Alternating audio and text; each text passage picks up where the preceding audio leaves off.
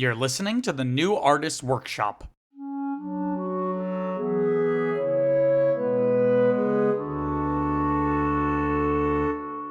I want to go to Bombay, India and become a movie star. You don't go to Bombay to become a movie star. You go where we're going, Hollywood. Sure, if you want to do it the easy way.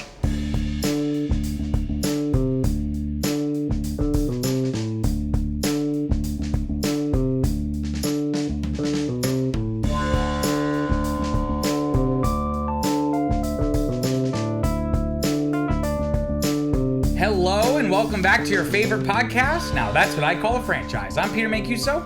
And I'm Viviana Metzger, and this is a show where Peter and I pick a film franchise and go through every single installment, the good, the bad, and the ugly. And to be clear, we're defining a franchise as a series of films with at least 4 entries. So Viviana, what are we talking about today? Today we are talking about the 1979 film, The Muppet Movie. Woohoo! And this is your one and only spoiler warning, so if you haven't watched the movie, do that before listening to this episode. Or if you just want to catch up, just read the screenplay. That seems to work pretty well. For at least the characters in the movie. You don't seem like pescatarians. Presbyterians! Oh, Presbyterian. Viviana keeps saying, whenever she's quoting that part, she keeps saying pescatarian. They don't look like pescatarians to me. I meant Presbyterian. They're Presbyterian. Well, they're not Presbyterians. But just read the letterbox blurb. A Hollywood agent persuades... Wait. That's right. Okay. That's... I looked at it. I thought it said pursued. Okay. Hollywood agent pursues Kermit the Frog. Persuades Kermit the Frog to leave the swamp to pursue a career in Hollywood. On his way there, he meets a bear, a pig, a whatever, his future Muppet crew, while being chased by the desperate owner of a frog leg restaurant. Exclamation point. Yeah. Yeah. It's pretty epic. Interesting that this blurb references his future Muppet crew, because this is something I want to talk about, is like how divorced this is from the Muppet Show. Like it doesn't use any of the music from the Muppet Show or any of the iconography of the Muppet. It's not like they then at the end like open up Muppet Theater. Like you would think. I gotcha. And I'm saying this as a positive. Like you would think that would be like the obvious thing to do. Is like you could even have the same story that really has nothing to do with the Muppet Show. But then like it ends with like them making but they don't do that. Yeah. And we'll talk about that more. But it's just interesting to see how it says in this blurb of his future Muppet crew, though lowercase Muppet. Oh, whatever. Oh, whatever. Gonzo. That's rude. Well, we later learn he's an alien, but that wasn't canon yet. Though it's debatably canon because it's questionable if every Muppet movie we watch is a movie within the Muppet universe that the Muppets are starring in. Oh, if they're acting or if it's like real life. Yeah. Or like their real life. Because I know the Jason Segel movie treats like the Muppet movie as a in-universe movie that the Muppets were in. Oh. Right? That's weird. So I don't know if Muppets from Space is canon. There's like 2 levels. We thought Star Wars canon was confusing. There's like 2 layers of Muppet canon. Oh. I'm making this up. I didn't know that. But no one has ever talked about this, I think, but I'm going to talk about it. I just thought that they just were, but I guess there's some fourth wall breaking. I guess so, yeah. Anyway, here's some basic info. Okay. You know, before you go to advanced info, you got to start with the 2+2 kind of stuff. You know what I mean? Okay. It was directed by James Frowley, who, it's really funny how the director of one of my favorite movies of all time, I literally know nothing about this guy. All I really know is that his main claim to fame was he directed over half of the Monkees series. The Monkees was a TV show in the 60s that was kind of like a parody of the Beatles. But it was kind of made, it was kind of made like as if it was a real band, but it was like a completely manufactured, like, it was actors, but like... not the Monkees. No, the Monkees. Yeah, the Monkees, like... Like the band. Yeah. From the 60s. Yeah. That's what this is. But they're a real band. They're a band... The way Hannah Montana is a real singer. Wait, what? Wait, the what is it? What did they sing? I'm a believer. Yeah. Wait. That's it's a real band in the sense that it is music that exists, but they are not like I think like the band members. Those are not their real names. Like it was like a a show. I believe. I'm pretty sure. Are you sure? If you go to Wikipedia, let's see. I could be completely making It's a this up. rock band formed in Los Angeles in the mid-60s. Let's see. Spurred by the success of the Monkees television series, they were one of the most successful. Yeah, so bands. spurred. So I guess they started off as just it was essentially fictional. What? Is my point. Like, it was made as kind of like a parody is the wrong word, but like a satirizing. One of the guys was Davy Jones. David Jones. Davy Jones. Oh, Davy Jones. Yeah, I guess that's his moniker. Davy Wait Jones. a minute. This is like This is really not what this is. that band all over again. The Gorilla Pop. Gorillas, yeah. Gorillas. They were like fake. This is a fake band too. Well, I guess it's how you define fake. Like, it was a manufactured. It was created by filmmakers, like, and producers. Like, we're gonna put all these people together and make like a band called the Monkees, and we'll have a TV show about the Monkees. This is outrageous. Okay. Because there's a whole TV show. This is wow. Okay.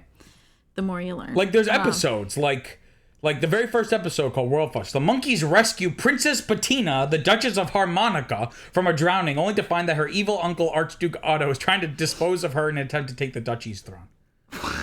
Like, it was a show. What? It'd be like the Wiggles. Like it was a show, but like, obviously, like, they were still made, like, it's real in the sense that it is music that exists.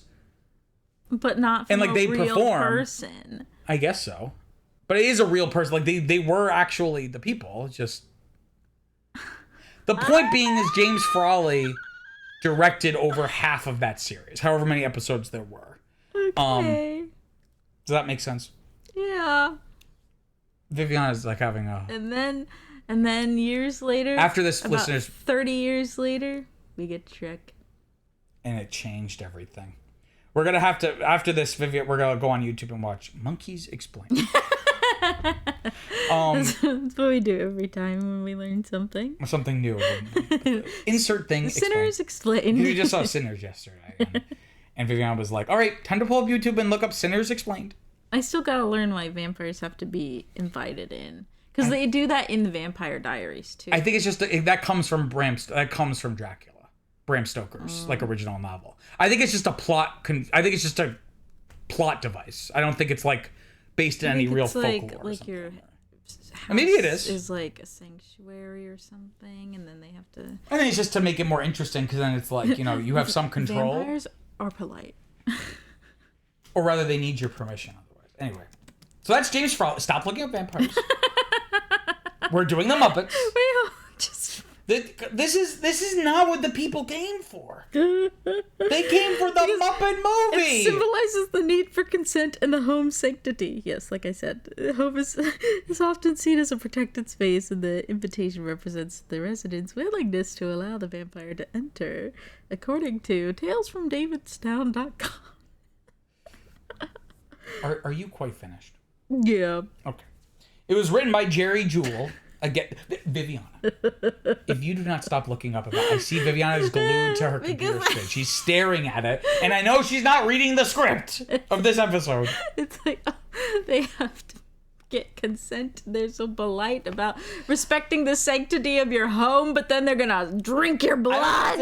Okay, all right. I'm gonna say this one thing, and then we're moving on. I don't think it's about being polite. I think it's about, like, even if it's the door is physically open, like, they need you to spiritually let them in. I know.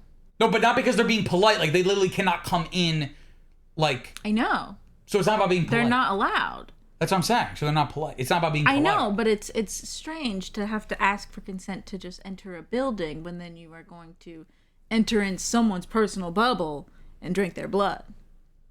So, that's all. That's all. You're speaking truth to power, honey. It's a little strange. You keep touching. Is your head bleeding? Yes, I was shaving my head, and there's like a little scab that I think I picked. But anyway, this is not what this episode is about. This is about the Muppet Movie. Nice. So no more about vampires and scabs and things of this nature. And the monkeys. It was written by Jerry Jewell. You read it. You were about to get flicked. With such epic... This is a flick of very heavy-duty proportions. It was written by Jerry Jewell along with Jack Burns, who was a writer for The Muppet Show, among other things. That's kind of his connection there. His rainbow connection. Shut the fuck up. It was produced by Jim Henson. So notably, he didn't direct it. And we'll talk about... I think he wanted to direct it, but because... If you notice, he's directed a lot of these. It's not like he's like, oh, I'm not the director. Like, he directed a lot of these that we've watched, and he will go on to direct a lot of them. Yeah. But I think he was kind of talked out of it because, like, there's going to be so many, like, things related to the puppetry. Like, how are we going to do this? Like, how are we going to do this in like, the real world and stuff? Yeah. Like, that's going to be so much work. You can't also be, like, worried about, like, the lighting and the shots. So, like, you need to let someone else do that. How are you supposed to direct a movie from inside an underwater tank, you know? I don't know. That's a good question. It was distributed by Associated Film Distribution. So interestingly, it wasn't like from any of like the major distributors then or now. Right? Viviana's looking up Associated Film Distribution. No. I wanted to see. I saw that it was released in June. I wanted to see what day in June. I think it was like June 20 something or something. 22nd. 22nd, yeah. Though it technically premiered in the UK like in May, like the end of May. But I figured this is America. We're gonna do the American one. It had a budget of $8 million and it grossed $65 million. So it had a 715% ROI, which is the biggest of the franchise. Not just so far, but like of the whole going forward. So again, you know, there'll be movies that make more money, obviously because of inflation, but like for pound for pound, dollar for dollar, this was like a very successful venture. Yeah. At least in terms of like the franchise and stuff. So, Vivian, previous experience with this. Had you seen this before meeting me? Yeah. Because I'm sure you had seen some Muppet stuff, but this specifically. No, I don't think I've ever watched this movie. If I did, I have no recollection. You mean before me? You mean? Yeah. Oh, because we've watched it a bunch of times. So no. I'm saying before. No, I told you I didn't like the Muppets. I had no interest in watching any Muppets. I said no Muppets. Yeah, I said I don't want to be associated with that. I don't want to be associated. Creepy puppets. They're creepy. They're so lovable. It's unnatural for some Muppets inanimate objects. Some Muppets look kind of creepy. Kermit the Frog and Fozzie Bear do not look creepy. They're like the most lovable looking things I've ever seen. I don't know. All I know is it wasn't gelling. There was no McGellin. Mudgellin. Not McGellin. Mick Jagger. McGellin. McGellin. Oh my frick. Anyways, okay. And you. But you had seen it before me, so like, what was your experience before? No, I didn't. No, I'm saying, but since you've been with me. Oh yeah. So what was your experience with that? You know, it's cute. It's cute. Why don't you talk? You are really the Muppeteer here. I'm the Muppeteer? Yeah. I'm not really deep in the Muppet culture. Well, this section of the episode is to talk about, you know, our experiences with it before this most recent viewing and how that maybe was kind of different. Well, it's silly. This is so I true. think it's still like the humor for me is like touch and go, just like like I don't get it all the times. And I'm looking at I'm looking at a poster for it right now. We have a poster for the Muppet movie hanging up in our house. I have a framed poster. Yeah. And it was in an older frame, but Viviana when we moved in, put it up next to the window, open window. It was so hot and we had no blinds. No, but then she put it up. Yeah, so we had no blinds, so she put it up to block. But then a gust of wind came, and this is like a tall, like this is like a 2.5 by 4 feet poster with like a glass frame. So a gust of wind came and pushed the thing just ever so slightly, and then I was in the kitchen. I just heard. And I was at the store and I got a call. Yeah, I called. I said, "Did you put?"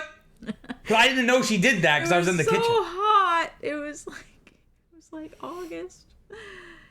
And it was so hot. Anyway. And we had no blinds. Oh, So all this is what are we talking about? the previous experience with the movie. You don't have to say what you think of it. No, yeah, I don't know. Yeah, like some parts are really good, and then some parts seem strange. And I like it. I think it's cute. I like moving right along. I guess I'm asking, how did you feel when you first saw it? Is what I'm saying. I have no idea. Because you're talking in present tense. I have no idea. You don't even. Well, I think that speaks volumes. I don't know. I don't even remember the first time we watched it. When was that? Years ago, probably. Right? Yeah, that would have been like 2019 or something. Oh gosh. Yeah, I don't. Oh boy. I don't know my initial reactions. I can't remember. Anyway. But yours All right, well, is more colorful. It's more colorful. Perhaps a rainbow connection. Yeah. Sure. This is one of my favorite movies of all time. Like on my Letterboxd, like top 4, this is number 2. Though I ranked them in terms of just the order that they became my favorites. So I can't remember when I saw this, but I believe, like, I wonder if I saw it before this, but I know for sure no later than 2005. Because they, for Kermit's 50th anniversary, because the character when he was just like a sperm, You don't have to say that. that's what he looked like. He looked more like a lizard, right? He was first introduced in 1955. So in 2005, they did a bunch of like reissues of like the or maybe actually the first DVD release of it, of this movie, along with other Muppet movies, lowercase m movies. And we got that DVD, and I was obsessed. I loved the Muppets. I also really like Muppets from Space a lot. Who's your favorite Muppet? Character? Yes. It's gonna be really basic. Like I just like Kermit because he's such like a delightful straight man. Like, and by straight, of course, we mean in terms of comedy. He's not a lesbian. He is not a lesbian. Well, he wouldn't be a lesbian. I know. I guess he is a lesbian because I think he likes women. He likes pigs. He likes a piggy sexual. And I just like, because without him, everything else would just be really annoying. What? Like I really enjoy, and one of the, Now you see it. what? I said now you see it. I didn't say they're creepy. Well, I know, but there's creepy, and then there's also Two totally different kinds of categories. a bit rambunctious. That's totally, completely different categories. I know. Okay. You just want to be validated, and you're not going to get validated. If They're you're looking for very validation, rambunctious. I know that's not creepy. I know, that is another facet. I didn't say creepy was the only thing. They are rambunctious. But anyway, so this is a movie that has been with me for most of my conscious life. The Muppets in general, but and I've liked certain ones more than others over the years. Like I think when I was a kid, the Muppets from Space was my favorite. Or at least that was the one I think I watched the most. It's funky. I like it. That is funky. We'll get there. Unappreciated gem. People point to that being like the worst Muppet movie. What? That was like really like rock bottom, and then not too long after it gets sold to Disney.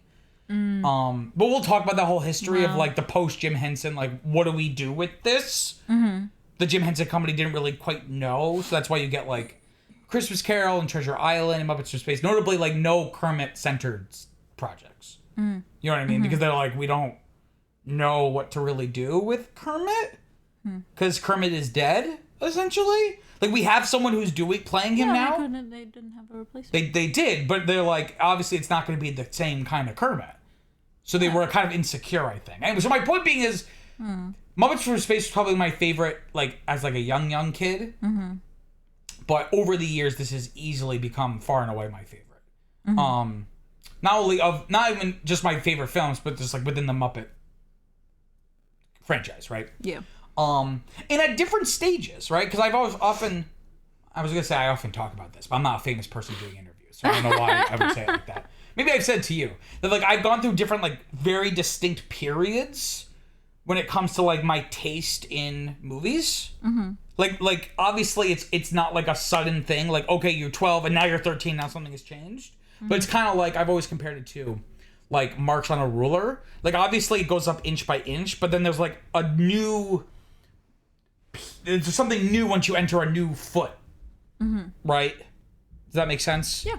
So obviously it's always changing, but there's these like very distinct periods. So like as a kid, it spoke to me. As like a teenager, really getting into writing, like scripts and plays and stuff. Like it spoke to me on that level. As an adult now, it speaks to me on a different level. Like every artistic period of my life, it has spoken to me in profound yet completely different ways.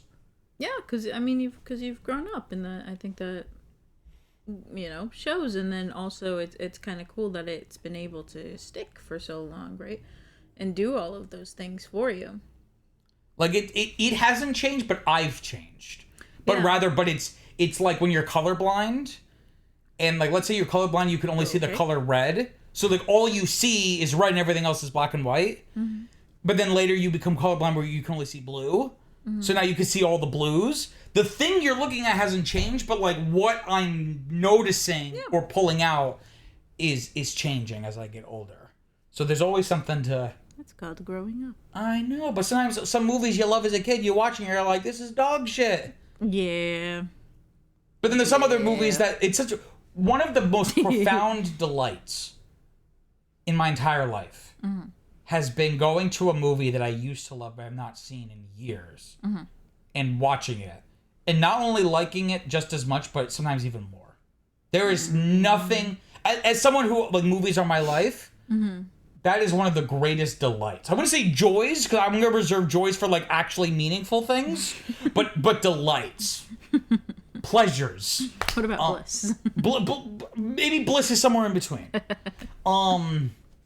So, that's been my experience. So, full disclosure, this is going to be a lot of Muppet Movie love from me. But I'm also interested to hear where it's not working for you, right? So you don't have to be like, I don't want to step on it. Because I'm very secure in my love for it. You saying something isn't gonna, Though it was telling when you were like, some of the jokes I just don't understand. I'm like, well, that sounds like a skill issue. I don't understand Steve Martin's character. It's just funny. Why is he so angry and why is he in shorts? Well, this is just because you're autistic. And I'm not being mean, listeners. Viviana has not been officially diagnosed, but well, by a psychiatrist. I looked on autistic tendencies. I looked on ChatGPT. It counts. She's a doctor. Because she said it in passing. No, it's on my chart. She didn't diagnose you, did she? Yes. Didn't she just say she has some tendencies? Something like that. I don't know. Tendencies? Chicken tendon? No. But then it's such bad. That's what I'm saying. It's because you're autistic. You're like looking at it like, why is no one complaining to the manager about this poor service? Bad customer service. But maybe that speaks But not even in a funny way, though. He's just being mean. I know. It's not even like a sassy, it's just like he's just being rude. I think it just speaks and he's in shorts. I'm looking at his fucking knees while he's like... His hairy knees. He's like hating on him for getting the cheapest wine from Idaho. I think one of the finest wines of Idaho. I think maybe it speaks to the movie's strength that you don't see Steve Martin acting weird. Like, you see Steve Martin acting weird, a pig, and a frog on a date, and it's Steve Martin that you're like, why is that? So I think that maybe that speaks to the strength of the movie and the characters, that like, that's the abnormality here, not the anthropomorphic pig and frog on a date. No, they're just on a date. What do you mean? They're just chilling. They're just having a good time. And then why it's funny because of the situation, but why was there a literal pie on a billboard? That was weird. They did that? Like the billboard makers? I mean, obviously it wouldn't be like real pie because then it would be eaten. No, because then the driver eats it. Max. When the pie gets hit Oh. on Doc Hopper and Max on their car, Max is scooping up and eating it. Well, then maybe it wasn't out there for very long because I feel What if- like bugs would get into it. You know. What if I told you it's just to be funny? Oh. You're like, that seems very impractical. Oh my goodness gracious. Do you want to hear some background on this? Okay. Wait, but Oogie doggy. why did they? Okay, let's go. Never mind. No, please. I insist. I refuse to read anymore until you tell me. I was just wondering why they're always leaving Sweetums behind because. I don't think they're doing it on purpose. Oh my. I think they frick. just left. But then I like the fly bit. That was funny. Because he was I'm like, just saying random stuff now. Yeah, I'm going through the movie to tell you We're not at that what part did it yet. did it work. Viviana, this is season 8, episode 7. We've been doing this for 3-4 years now. You know, there's a section called "What Did We Think?" To talk about specific things this that we is liked. my previous experience. Viviana, as someone on the autism spectrum, Background, you should appreciate structure. background, please. Okay. Well, this is you get to scratch your giving opinions itch a little bit because I want to talk a little bit about the Muppet Show, right? Because obviously that's like, again, the thing about the limitations of this podcast is that sometimes you pick a franchise where, like, the movies are the main thing, and of course there's other stuff, but it's very much ancillary. Whereas for a lot of people, I mean, people who really like the Muppet Show, I don't think are like only Muppet Show people. I've never watched the movies, but like, this could be the Muppet Show could be your only experience with the Muppets. Sometimes you pick, Not now. no, but I'm saying like for a franchise, sometimes there's like non-movie stuff that's like integral to understand the story of that franchise. Not the narrative. I mean like the meta, the Yes, history of the yes. franchise. So it's a shame like the Muppet Show is not like a thing we would watch. Though we did watch a couple episodes. We did watch a couple episodes. So here's a little bit of background on this, and then we could talk about kind of how we feel about just the Muppet Show. Listeners, you're getting a treat. A little mini review of the Muppet Show. Not in its entirety, of course. we only but watched 2 episodes. we only watched 2. I mean, I've seen a couple more than that, but we only watched the Rita Moreno one and then the Harry Belafonte. Harry Belafonte one. But I want to talk about it more in contrast to the Muppet Movie. Yes. Right? Not that one's better or worse, but just like how they're using them as comparison. Right? So looking at the Muppet Show here. Since its debut in 1969, Sesame Street had given Jim Henson's Muppet characters exposure, which of course makes sense because again the first thing we watched for this season was from 1969. Yes. I think it actually came out right before. And Big Sesame Bird Street. is in this. Big Bird is in this movie, the Muppet Show. The Muppet Movie, yes. However, he began to perceive that he was becoming typecast as a children's entertainer. Subsequently, he began to conceive a program for a more adult audience. 2 television specials, The Muppet Valentine Show, and then The Muppet Show Sex and Violence. Oh. Just named that because that's like what people say, like, oh, like media has become filled with sex and violence. That's what people love. I do. Both watching it and living it. So he created those 2 television specials. They were produced for ABC and are considered pilots for the Muppet Show, retroactively, kind of, kind of. Neither because they're also kind of like a variety show, like of different random little skits with Muppets and stuff. Like, Do people want Muppets? I feel like puppetry is for children. that perception is a more recent phenomenon. Well, not even that it's a recent phenomenon because historically, for centuries and millennia, puppetry was, I guess, for children. But in the same way that, you know... It just lends better to children's stories. So it's like... Because it's easier to make, like, you could make a really sophisticated... Like, they tried it with, like, the Dark Crystal, but it's a lot more money. The technology, you know, to make them more... Like, the more realistic you make them look, the less physicality you can give them, usually. Yeah. But... Again, it wasn't like a ridiculous thing to try to be like, I want to make a program for adults with puppets. I thought that was the whole point, though, of his endeavors.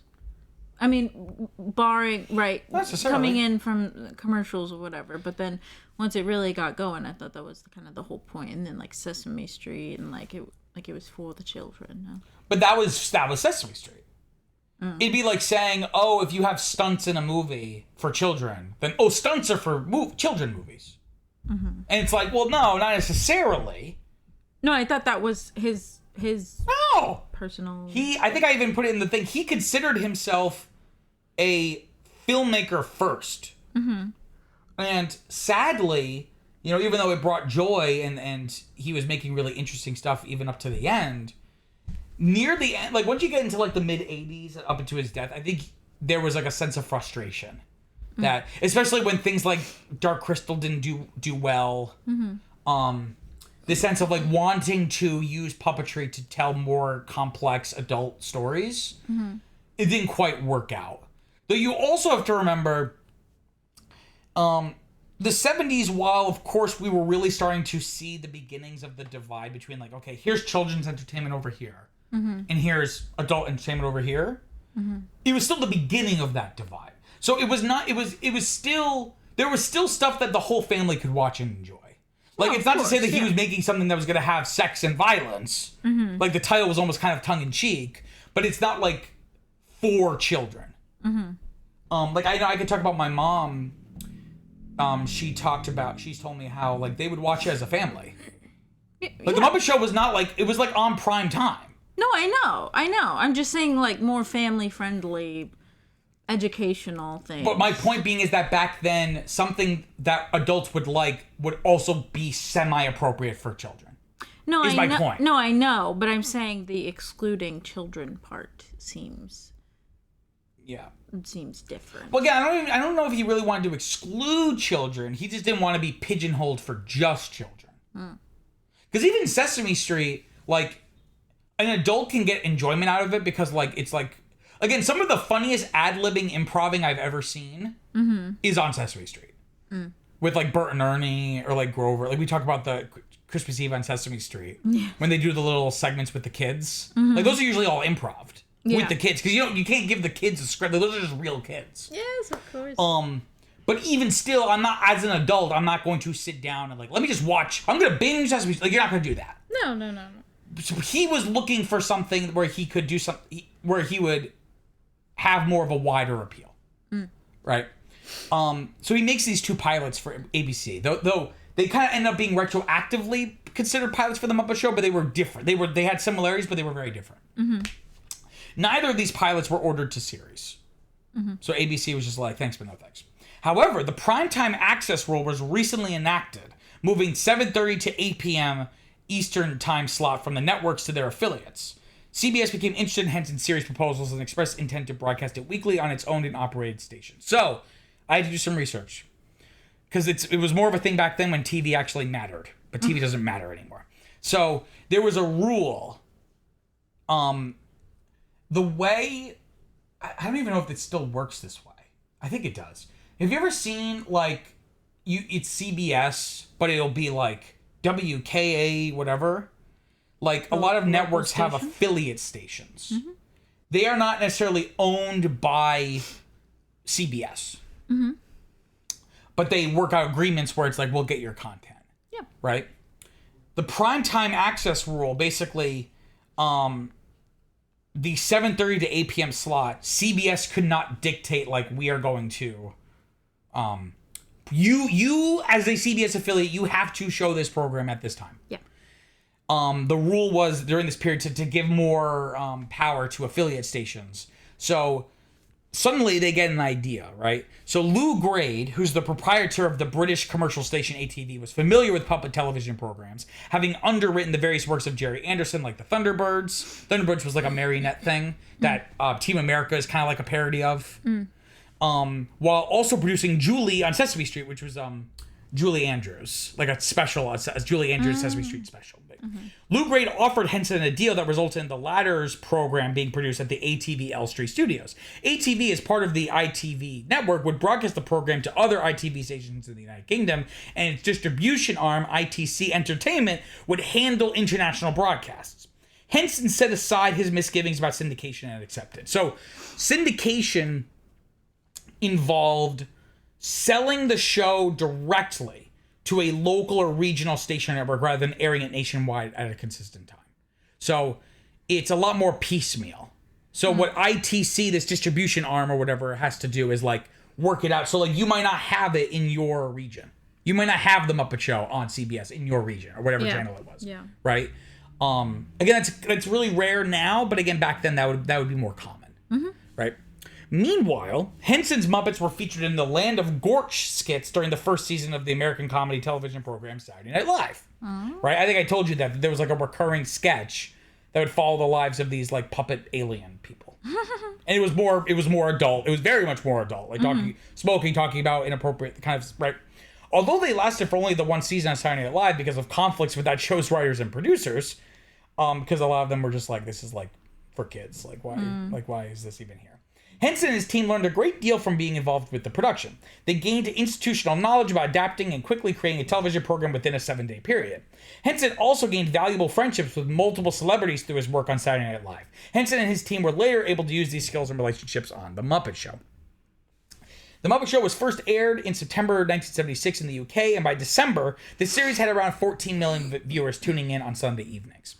In January 1977, so maybe a couple months later, over 100 countries had either acquired the series or were making offers, which have resulted in over £6 million in overseas sales. And by its third season in 1978, it had a weekly worldwide audience of 235 million people. That's huge, right? It really was a phenomenon, right? The Muppet Show introduced new characters such as Miss Piggy, Fozzie Bear, and Gonzo. Oh, Fozzie Bear, not Fozzie, Bear. Fozzie Bear, Gonzo, alongside existing characters such as Kermit and Rolf. The show became increasingly popular due to its sketch variety format, unique form of vaudeville-style humor, and prolific roster of guest stars. Right? And the reason why that's important is because we've been seeing Kermit show up in like, I think, all of these. But it was with the Muppet Show that Fozzie Bear was created for the first time. Miss Piggy was created for the first time. And in fact, Miss Piggy wasn't even Miss Piggy early on in the show. Yeah. That she was just like a random other one with like a different voice. And then they kind of developed the character with that puppet over time. Right? So how did you feel about The Muppet Show? Because from my understanding, the first season kind of sucks. And my experience of that has kind of been that where I watched like the first couple episodes of season 1, like back during COVID. And I was just like, this is just not for me. And I remember watching some episodes as a kid and going like, I didn't love it, but I remember liking it a lot more than this. The episodes I watched, I'm pretty sure were from like season 3, because that was like the DVD I got out of the library. Yeah. Because we watched the Rita Moreno one, and that one was fine. Was that season 1? Yeah. Okay. And then we watched Harry Belafonte, which was like season 3 or 4. Yeah. It was awesome. It was funny. Like it was funnier, but also had like some actually interesting stuff like with like the African puppets. It's like it was like really interesting kind of stuff here. Yeah.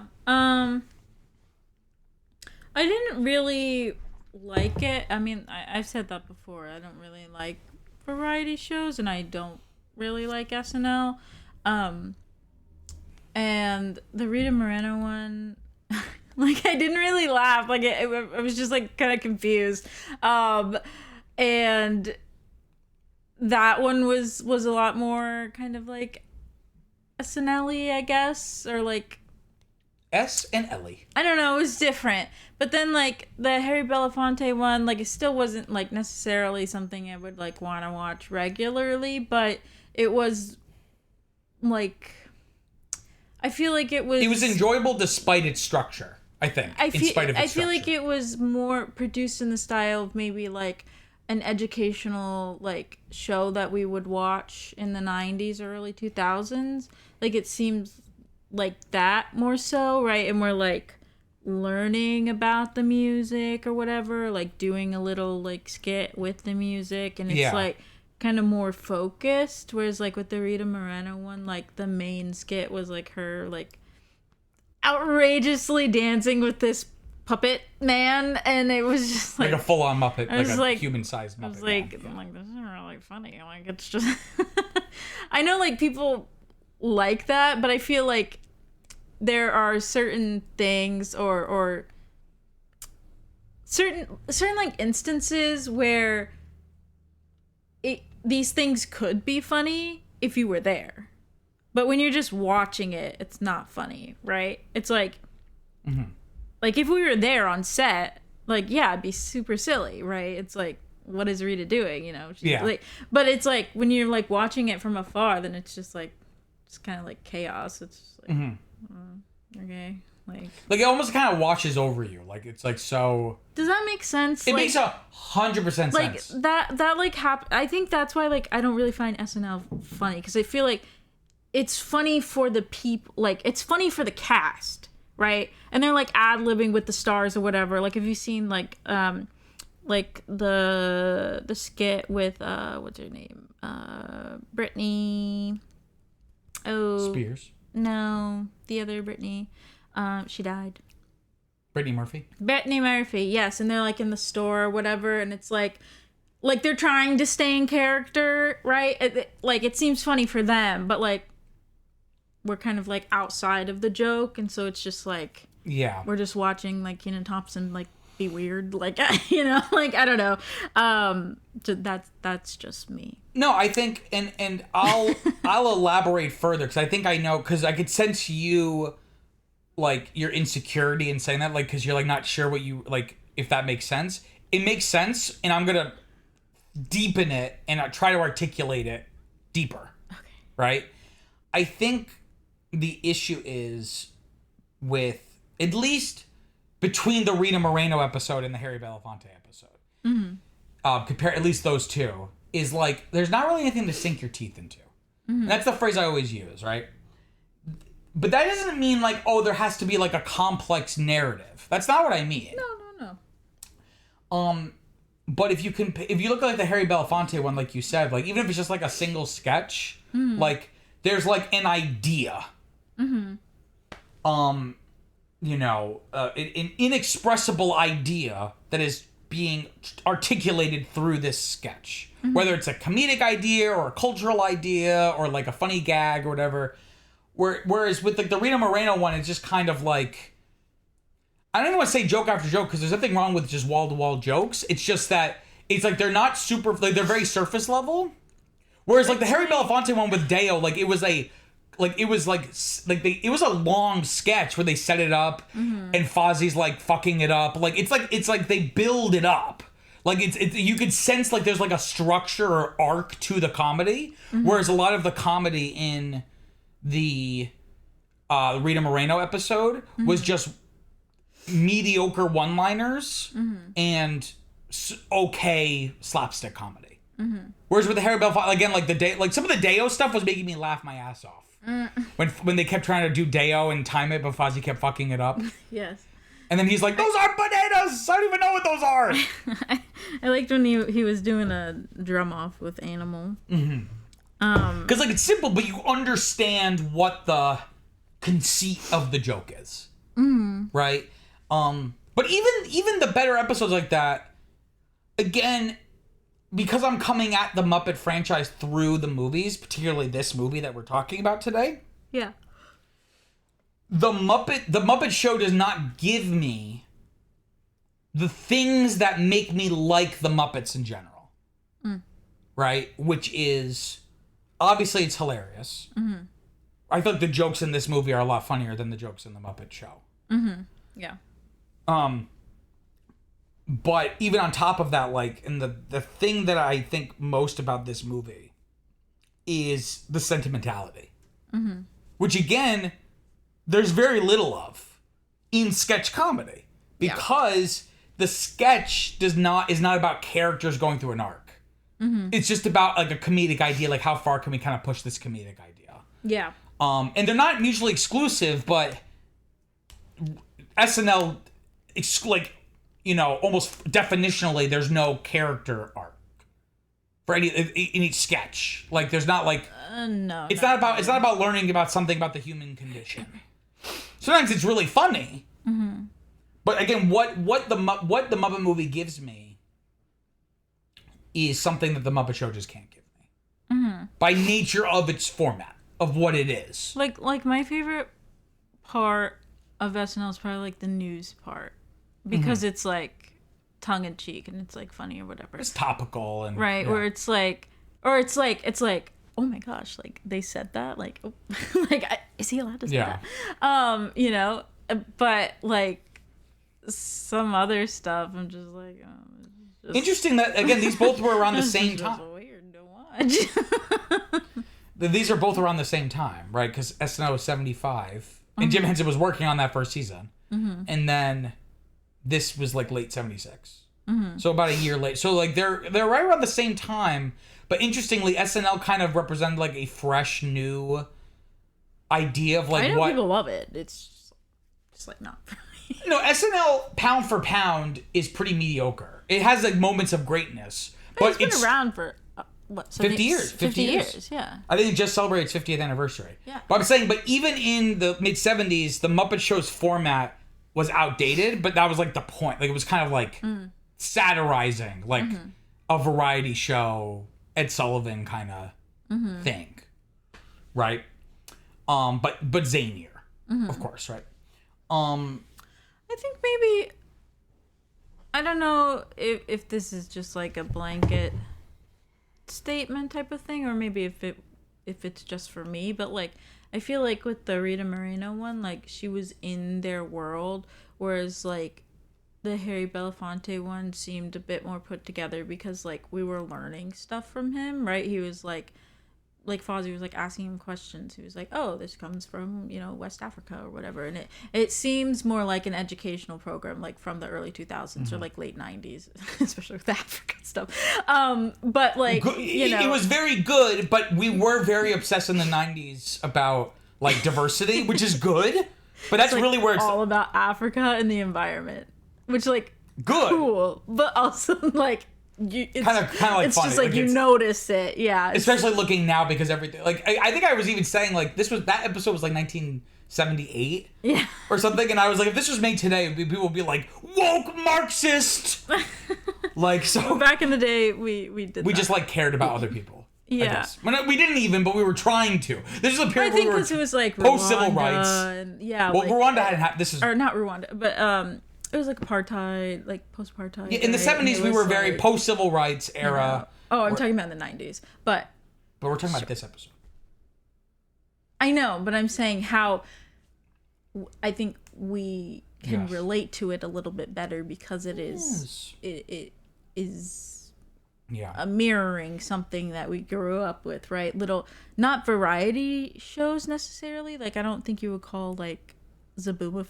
Would you call Zaboomafoo like a variety show? No, like educational. Yeah, different but segments, there's like little segments. Yeah, like little educational segments. And so that one felt more like that. Whereas like it was like Rita, like she was just like with them. So like she was just like as silly as them. And then it was over. And I was like, oh. Now, granted, I don't know if... Here's the thing. I think the Harry Belafonte one is like a very special kind of episode of the Muppet Show. I don't think it's like, oh, later on becomes more informative. I think it's very much because it's Harry Belafonte who's like very passionate about like black history and black culture and like black people, right? Black people, we love black people. We love them. I know what to say. We love them. My family's black. My family is not black, but I still love black people. So my point is, I don't know if like it's not like, oh, the Muppet Show gets better because it becomes more informative. I think that's just something about that one episode. I'm just saying it like makes it a little bit something more to grab onto. I think like what you were saying is like right. Even if it's not like educational, just like those were like I feel like there were less segments in the Harry Belafonte one, but they were longer. Yeah, there was. Like, whereas with the Rita Moreno one, there was like it was just like throwing so much shit at the wall. Whereas with this, it's like a lot more focused and like really playing off of an idea. Like the one where she was all angry and she had the thick Spanish accent. She was like, oh, when they were arguing, but it's just like arguing with Kermit or someone. Or Miss Piggy. Oh, Miss Piggy. Yeah. Like, there's some funny is silly. stuff there, but it's like, again, though, for even people who love the Muppet Show, I guess it's like a thing in the fandom. That season 1, they were really still finding their footing. Like, it is the weakest of the bunch, but okay, so that's our feelings on the. When did this end? Oh, what? When did this end? 81 or 82? Oh, so not very long. Like 4. I think it was like 4 or 5 seasons. Oh, I know one thing I wanted to say is that maybe the Muppet Show and like the segments of it were so popular because there was nothing else like it. Like you watch something like Phenomena today, like you know what I'm talking about. No. Oh, there's like a famous, the song Phenomena do do do do do, Phenomena do do do do, but it was like a sketch on the Muppet Show that is kind of like whatever, but like you'd probably never seen anything like that. And also, this was an audience accustomed to the variety show format, so it's kind of like when, let's say you have 100 blocks, and you have 99 of them are red, and one of them is half red, half blue. You're really gonna notice that block for its blueness. But over time, the other 99 blocks eventually become blue. So 50 years later, you look at all the blocks, but one of them is still half red, half blue. You notice it now for its redness. So I think this became so popular because it was a format that people were already accustomed to. But there was like this extra angle to it that was really novel. Whereas today we're used to like zany stuff. So the only thing that we really notice is the variety show stuff, and that really sticks out. And it doesn't work because we just don't like that format. Yeah. But I imagine at the time, this was like a breath of fresh air. Again, for a genre that was more or less dead, or if not dead, dying. Yeah. Right. Anything else about the Muppet Show before we kind of dive really into the Muppet? This is the end of your little bonus, listeners. I don't think so. Okay. So with all that in mind, let's talk and keep what we talked about. Put a pin in that. Okay. Okay. Is the pin in there? Yes. Okay. Are you sure? Yes. All right. So looking at this movie. In terms of the development, after the popularity of the Muppets had grown following the success of the Muppet Show, Lou Grade agreed to finance the production of the film and signed the deal with his company ITC Entertainment, which helped Jim Henson finance the film. After the film's production was greenlit, Jim Henson and selected team members traveled to California various times to develop the script, music, and infrastructure in Hollywood to shoot the film. Because notably, the Muppet Show was filmed in England. Like I said, Elstree Studios, which I believe where he lived. Jim Henson? Yeah. No. I think for the production, but he's from the United States. I think it was because the financier for the show they were like, we're going to do it in England. So they probably lived there. I don't think they were traveling and then flying back every day. No. Yeah, so I guess they saw. They probably, he probably had enough money. He probably had 2 homes. Oh. I would imagine, right? James Frawley was hired to direct the movie due to the film's challenges, right? So having like that experienced director, who's done a bunch of stuff. I guess that kind of works, right? And notably, Elstree Studios was like a very famous soundstage in England, and a lot of famous stuff filmed there, including Star Wars. So George Lucas got friendly with Jim Henson during the production of the first Star Wars. So when it came time to make The Empire Strikes Back, that's what he went to Jim Henson, was like, I have this puppet character. Jim Henson's like, I'm too busy with other stuff, but Frank Oz, he would be great at it. And that's how that all kind of happened. Because they had kind of developed a friendship because they were both filming their stuff at the same at Elstree Studios. Yeah. Right? Cool. In like the late 70s, right? During Frawley, Viviana's looking at me puzzlingly. What do you want to ask? Because he's still alive, but Jim is dead. Isn't that weird? Yeah, but I guess because Jim didn't die from old age. Yeah. He died like really young too. Yeah. Actually, really young. He was probably 60? 60? I think he was like 40. Well, think, if Kermit was introduced in 1955, Jim Henson was born 1936. Oh, 53. He was 53, okay. So, from toxic shock syndrome, from group A streptococcal infection. Would he leave his tampon in too long? What? Anyway, can I continue? Okay. During Frowley and Henson's first meeting in London, they were concerned that the Muppets would not blend well in real life. Along with Frank Oz and the team, they filmed and tested how the characters would appear in real world locations during the first few days of June 1978 in a UK meadow. During filming tests, a cow was ambled near Fozzie for an unexpected rear look at a comparison between fake and natural fur hair. The camera tests attracted the investment of ITC Entertainment. On July 3rd, 1978, Henson flew to Los Angeles again to begin shooting for the film. You can watch these camera tests. I think it's just on YouTube, but it's like a bonus feature on like the Blu-ray. Mm-hmm. It is it's one of the best Muppet movies. Just as what, because again, they're just ad-libbing. Mm-hmm. It's like one of the funniest exchanges is like they're talking and Fozzie's like, oh, like a bear in his natural habitat. And then Kermit's like, well, you're not a real bear, Fozzie. He's like, well, what do you mean? It's like, well, you're fake fur. He's like, have you ever seen a bear with a magenta nose? And he's like, Kermit, I feel it in my bones. Kermit's like, no, but Fozzie, that's the thing. You don't have any bones. You don't have any bones. This wasn't scripted. They're just like ad-lib. These two guys who've been working together for like a decade, if not longer now. Mm-hmm. Who just so like, and that's what makes the Muppets so good is because it was just like the same group. They just knew each other so well. Mm-hmm. Right?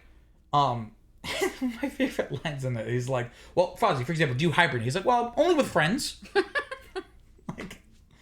Like, that's just hilarious. And then he's like, Kermit, well, you want a shock? You hurt me, I'm gonna hurt you. You ready for a shock? There's a wire in your arm. Kermit's like, what? He's like, I'm sorry, I didn't mean to say it. Anyway, so they start making this movie called The Muppet Movie. Well, first we have to have the 4th of July off. Of course, because they start on July 5th, 1978. Yes. So on July 3rd, he flew to Los Angeles. On July 4th, that's right. He probably had a hot dog. And then principal photography began on July 4th. On July 4th, 1978, and continued for 87 days during summer and fall of that year. Each minute took a day to be filmed. Oh, interesting. Filming locations included what? Because the movie ended up only being like 97 minutes. So if you average it out later, then basically only. Oh wow. Especially considering, because they say about a page that, it depends on how complex the scene is. Typically, what we learned in film school is you should be able to do about 2 to 5 pages a day of the script. Mm. But less pages if they're more complicated. Yeah. This whole thing is complicated. Every shot is complicated. I guess so, yeah. So that kind of makes sense. 87 days, it seems pretty short, though. I would imagine it's 87 working days. So, like, they may have had Saturdays and or Sundays off. Still, I just mean in general. Usually, like... But considering how short the movie is. Okay, yeah. Because it's only like... Some movies are like, 200 days or whatever. Like, yeah. Something. It's shorter. I mean, it's only... Again, I think the final runtime's like 97 minutes. So, a little more than a day per minute. With all the technicalities. I know. Filming locations included Albuquerque, New Mexico, as well as various parts of Los Angeles and Northern California, including the San Fernando Valley. Additionally, the interior shots were filmed at CBS MTM Studios. All the sets were elevated by 5 feet to allow the puppeteers to perform. According to Henson, the principal photography of the film was slower than in television, which makes sense since you're not in a controlled environment. You're out and about. No effects were added after filming concluded. Okay. Austin Pendleton, who plays Max, recalled that the film was shot on a, quote, very unhappy set. Because Jim Frawley was very unhappy directing that movie. And I noticed that was the only time the Muppet people used an outside person to direct a Muppet movie. They never did that again. After that, it was either Jim Henson or Frank Oz. And I would have liked to have been in one of those because those sets were very harmonious. But this was not, end quote. Oh. I guess because Jim Frawley had like a very, like, as the director, he wanted to do, certain things a certain way. But Jim Henson obviously is like, well, I want it to be done this way. Because Jim Henson is he's not just a cast member, he's the producer. He's like, yeah, he's both. And that's always awkward when you're a director because like, it's a little reductive to be hierarchical like this, but in a sense, when you're the director, an actor is one of your employees, like they are under you. Yeah. But it's awkward when one of the actors is also the producer, so they're technically your boss. Yeah. So it just creates a weird tension. Yeah. Right? For sure. Several shots required Muppets standing and acting in a full body shot. To perform Kermit sitting on a log, Henson squeezed into a specially designed metal container, complete with an air hose to breathe, a rubber sleeve which came out at the top to perform Kermit, and a monitor to see his performance. Which was something that they had developed for Sesame Street and the Muppet Show. Like, they would be doing it, there would be a monitor so they could see what it was looking like. And placed himself under the water log and the Kermit puppet. He was also assisted in this operation by Catherine Mullen and Steve Whitmire. Fun fact, Steve Whitmire later went on to become the Kermit performer once Jim Henson died. During breaks, cups of iced tea were given to Henson through the rubber sleeve, since he could not easily leave the tank. Rescuers had to stand by the tank to pull Henson out of it if the tank leaked or the air supply had difficulties. The scene took 5 days to be filmed. So just that one part. Oh, wow. Right. To have Kermit ride a bicycle. So I've always wondered this, and we finally now have an answer. And by finally, I mean I finally looked it up, as opposed to, it's not like it just came out recently. To have Kermit ride a bicycle in a full body shot, a Kermit puppet with legs was posed onto the seat, and his legs and arms were attached to the pedals and handlebars. An overhead crane with a marionette system held the bicycle through strong strings invisible to the camera, guiding the bicycle forward. The crane and system were out of the camera's frame of vision. Specifically made remote control puppets were placed on the set and controlled by puppeteers out of frame. In addition to another kind of interesting trick here, a dancing Kermit and Fozzie Bear were operated by Henson and Oz in front of a blue screen. And they were then composited onto a separate reel of the stage. For scenes involving Fozzie driving a Studebaker, cables, TV monitors, puppeteers, and its Muppets were filled in. A dwarf would sit in the trunk and control via remote control. The car? The car. A television monitor showed what was ahead. So they had like a little person driving in the trunk, I guess, or like a obviously retrofit. I don't think they just threw him in the trunk. Probably, right? The closing reprise of Rainbow Connection featured a crowd of more than 250 Muppet characters. Virtually every Muppet that had ever been created up to that point. According to Henson archivist Karen Falk, 137 puppeteers were enlisted from the Puppeteers of America, along with regular Muppet performers, to perform every Muppet extant, meaning that existed. That was like still, because some of them maybe were deteriorated or were dismantled or something. Prior to the day-long filming of the shot, Henson gave the enthusiastic participants a lesson in the art of cinematic puppetry, which of course you would imagine is very different from doing a puppet show in person for a kid, right? These scenes involved 150 puppeteers performing in a pit that was 6 feet deep and 17 feet wide. Oh. So what did we think? I'm more interested in the background stuff and how it got made. Well, I think we talked about that when we were watching it. Is like watching any of these Muppet movies, like even the ones today, there's something magical about it. Yeah. Because I'll use an example when it comes to cinematography. And I think I said this to you. I'm going to paraphrase, but Steven Spielberg talked about how digital cinematography is a technological achievement that should be celebrated. Shooting on film is a magic trick. The fact that you can take this gelatinous little strip, expose some light, and then create the illusion of movement is just insane. That's kind of like how I feel about like the Muppets, where it's like you watch even the simplest thing, like Kermit the Frog riding a bicycle, and you're just like, how the fuck did they do that? Right? Yeah. And it's good that they, spent the time figuring out how they're going to do that, because I think it's really important here that they were right to be concerned about how we're going to do this in real life, because up to this point, they were always like on a controlled set or something where they could build the set. Like, we now have Muppets in real locations. Yeah. On location filming. So not only is that just a technological challenge, it's also creatively, now you have a new canvas to paint on, essentially, right? You could think of different funny scenarios. Yeah. Or just not even funny, just scenarios for your characters to be in. Yeah. But it's weird to see their full body sometimes. Yeah. But mercifully, we didn't get any of the marionette walking that we've seen in all the other ones, where it's like it just does not look right. Like, obviously none of this looks right, but it really pierces your suspension of disbelief when it's clearly a marionette and like the weight is just not moving the way it's supposed to. Yeah. Right? I wonder if their arms get tired when they have to walk. Because, like, they have to keep hopping their arm up and down. Oh, yeah. To walk, right? Or up from above, right? Like, when all your blood be draining back toward your body. If you're just, like, holding your hand up for 6 hours. Probably. And you're like... Well, they probably... I mean, by this point, most of these guys have been doing it for a decade, if not more. So you would think their puppeteering arm was probably jacked. You know what I mean? Sure.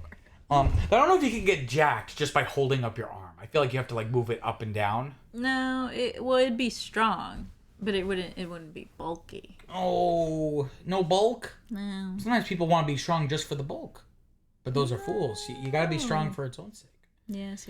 So what did you think? Cool. It's pretty cool, I would say. I like Fuzzy. And I like the band. You like Fuzzy? Fozzie! Fozzie. I think he's funny driving his car. Again, it's crazy. A Muppet is driving a car. Like, he's not just sitting there. They have... Because I think I told you this with the Muppets. Like, if you have a Muppet, but they have, like, human hands... Yeah. You would need 2 puppeteers, because the main guy is doing one of the hands, like a primary hand, and the mouth. And then you have another person doing the arms. Yeah.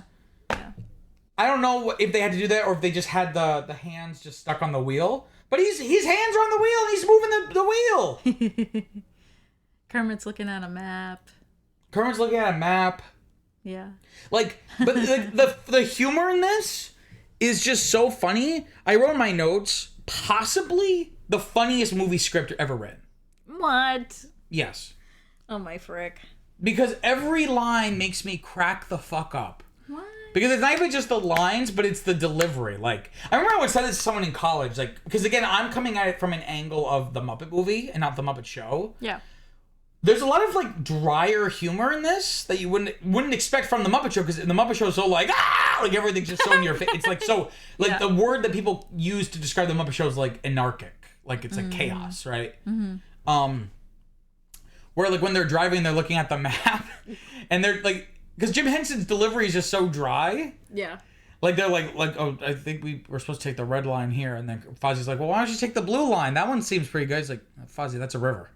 And Fozzie's like, oh, I knew that. And he's like, yeah, okay, sure. Like, it just makes me laugh so much. But it's also, like, it's not just wall-to-wall jokes. Like, the script, it's not just that it's a funny script, but, like, it's so tightly constructed. Like, again, when I was looking up, like, to add to our calendar, listeners, like a little inside baseball, I add to our calendar, like, oh, we're going to watch this movie. So I have to go confirm, okay, well, what's the runtime? I've seen this movie a gajillion times. I probably knew this at some point, but I did not remember it's only 97 minutes. I thought it was at least another 10, 15 minutes, which obviously is not a lot, but it's so tight. Yeah. Like, the fact that, like, everything kind of, like, everything is paid off, in a sense. Like, when Doc Hopper and Max find Kermit, they don't just, like, randomly stumble upon him. Like, we set it up with the gag earlier when Kermit's bike gets steamrolled. Yeah.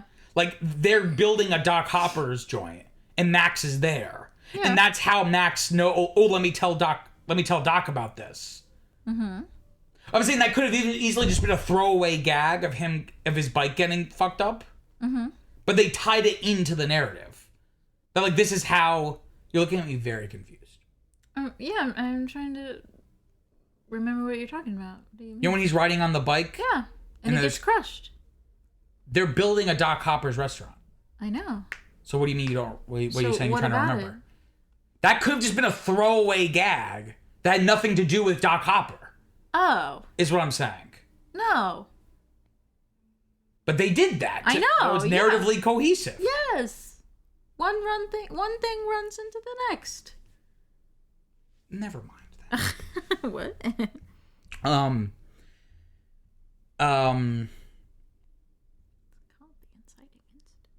That's not the inciting incident. It's the inviting incident. That's not the inviting incident. Where they meet each other. No. So I guess, like, an interesting thing to talk about would be comparing it to the Muppet Show. Mm-hmm. How would you compare the two?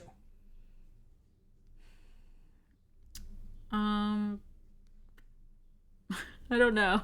Why don't? Oh, Viviana's starting to lose some steam. I don't know. You keep asking me about the Muppet Show. I've only seen 2 episodes. Why don't you talk about it? Based off of the, you've seen it. Why don't you talk about it? You've seen more of it. I've been saying stuff. I'm trying to make this a conversation. I understand.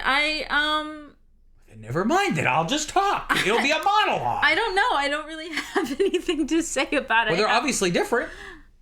Yeah, I thought we talked about that. I said, but we're going to put a pin in it. I know. You assured me you put a pin in it. Okay. And now you've lost it. No, I think you said it just fine. How it's kind of anarchic, right? And then this one is a bit drier, and it's, you know, more cohesive in terms of a narrative. And it doesn't seem like they're acting out, right? They're just being. Yeah. I know canonically they're acting, but like they're not like this framing device they're not that they're trying to movie. be funny. They're just themselves, right? Like they're not they're not diegetically performing. Yeah. Whereas the Muppet Show, like they are like hamming it up. Yeah. I think this is like most exemplified. I mean, it's throughout the whole movie, but like the opening. Mm-hmm. The opening of the movie within the movie, not when they're all coming into the theater. Like when we come to the swamp. No, of course. Like, again... I forget about that part. Like, when I say sincerity, I don't mean to say that Muppet Show was cynical or jaded. But again, like, touching on, like, real human emotion. Mm-hmm. Once we come into the actual movie, like the score swells. Mm-hmm. We come in on... Like, Rainbow Connection's one of the most sincere... sentimental songs ever. Viviana is laughing at me, very confused. Is it? Is it not? I don't know. It doesn't. I guess. I mean, Tell me why it's not. I don't know. It just seems silly. That's all. It seems silly. It's just like, why is everyone so obsessed with rainbows? What's on the others? That's all. It's not that you disagree. It's that you're being fundamentally uncurious right now. You're just like, what? No, you just keep saying it, and I'm just like, oh, okay, if you feel that way. But I think that's there. Okay. Because it's like there's this real fundamental sense of yearning. That, like, the whole theme of that song is... Like, it's very much playing on Over the Rainbow. Like, because why is Dorothy sing that song? Because she's, like, looking for something beyond her, what she knows, right? Mm-hmm. And if you listen to the lyrics of Rainbow Connection, like, it's like this kind of, like, someday we'll find it. Right? Like, this idea of this kind of, like, you know, maybe one day everything will click. But for now, I'm here. This is where I'm at. Right? So, like... I gotcha. You feel me, right? And not just the lyrics, but just, like, the song is, like, a very sweet... like, it's not a goofy song. No. Like that's what...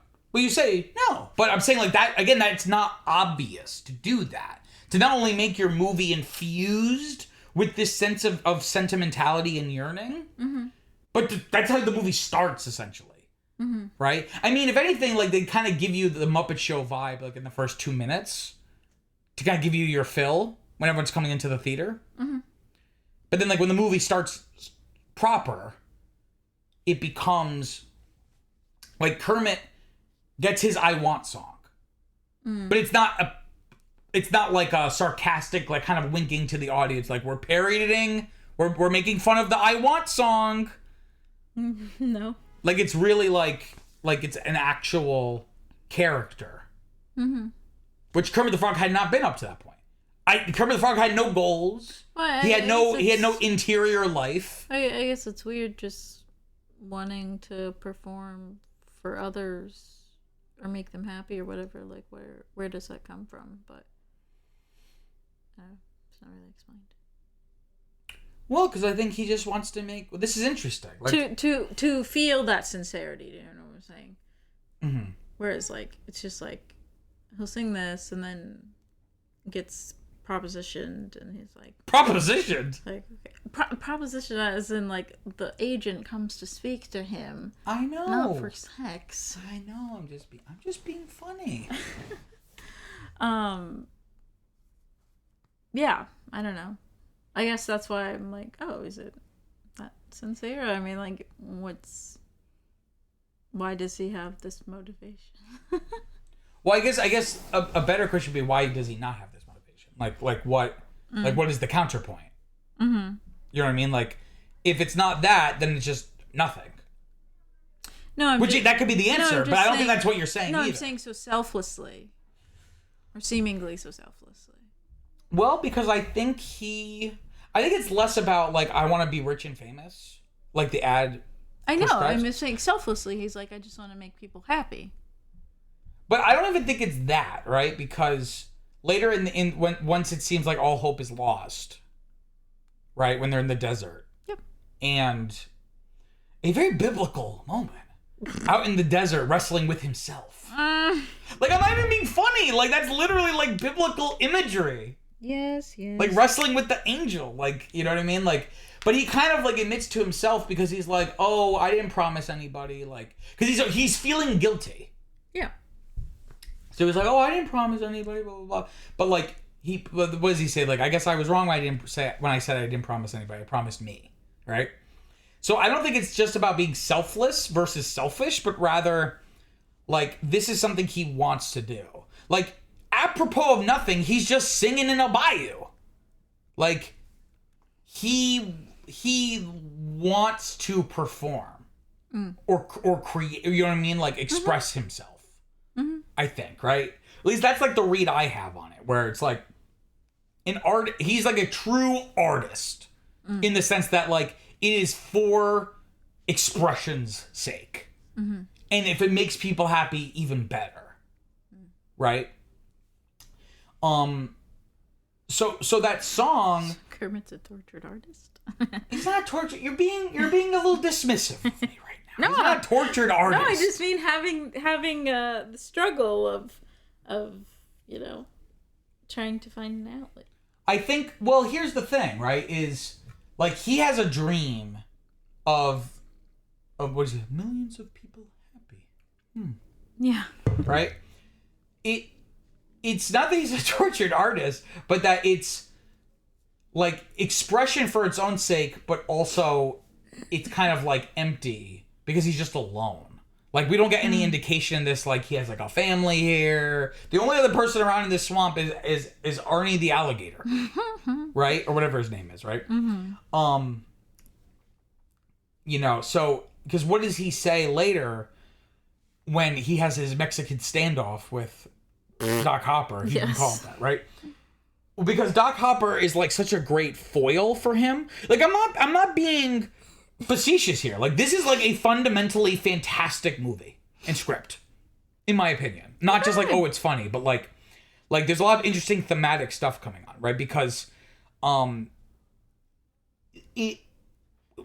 Hopper has similar ambition, but it's become twisted and inwardly oriented, right? Where he's like, I have a dream of owning 1,000 Frog Leg restaurants, and I'm willing to do whatever it takes to make that a reality, even if that means compromising your dream or your ambitions or your agency or even your life, right? Whereas Kermit responds to that, he's like, oh, I have a dream too, but it involves making people happy, and then the key line is, and that dream gets better the more people you share it with.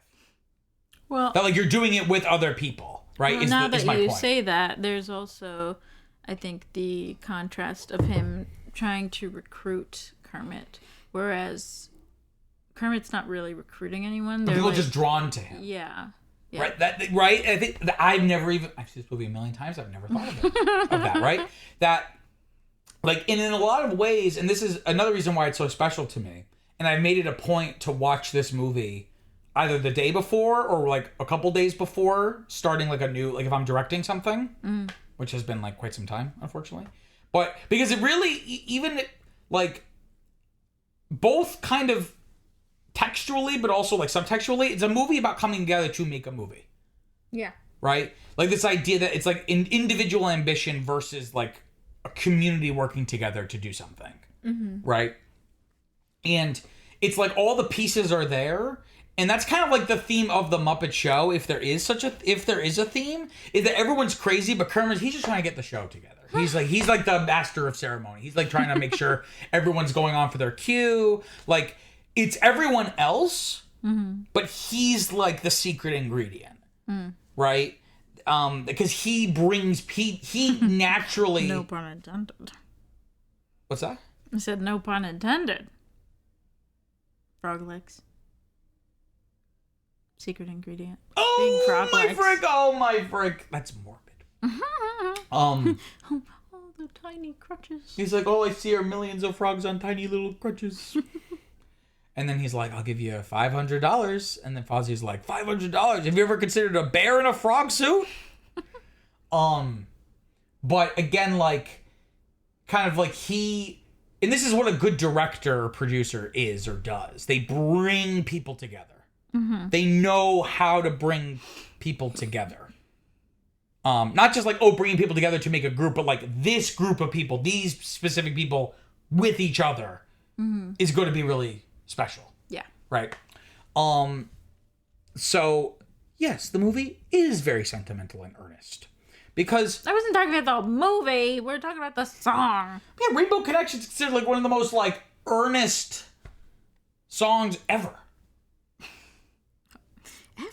Yes. Okay. It's I literally wrote it down. There's a trivia bit if you must know. Where is it? Where is it? It's okay. I believe it. No, I'm gonna tell you because you're a doubter. You're doubting Thomas. The American Film Institute in like the late 90s did a like top 100 of different film categories, like top 100 fights or top 100 like romances or whatever. This was in the top 100 song of 100 years, 100 songs. So it was celebrating 100 years of cinema from like 1894 to or 1990, whatever it was.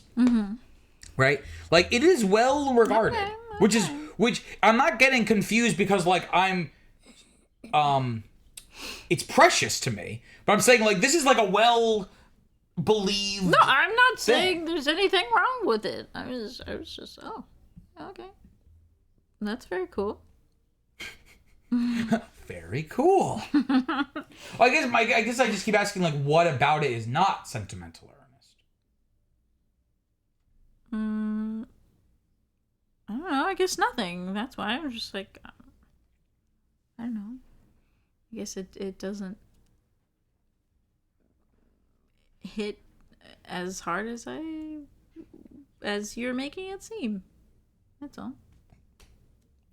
Well, because like I think in the lyrics he's like kind of almost resigned to it just being a pipe dream.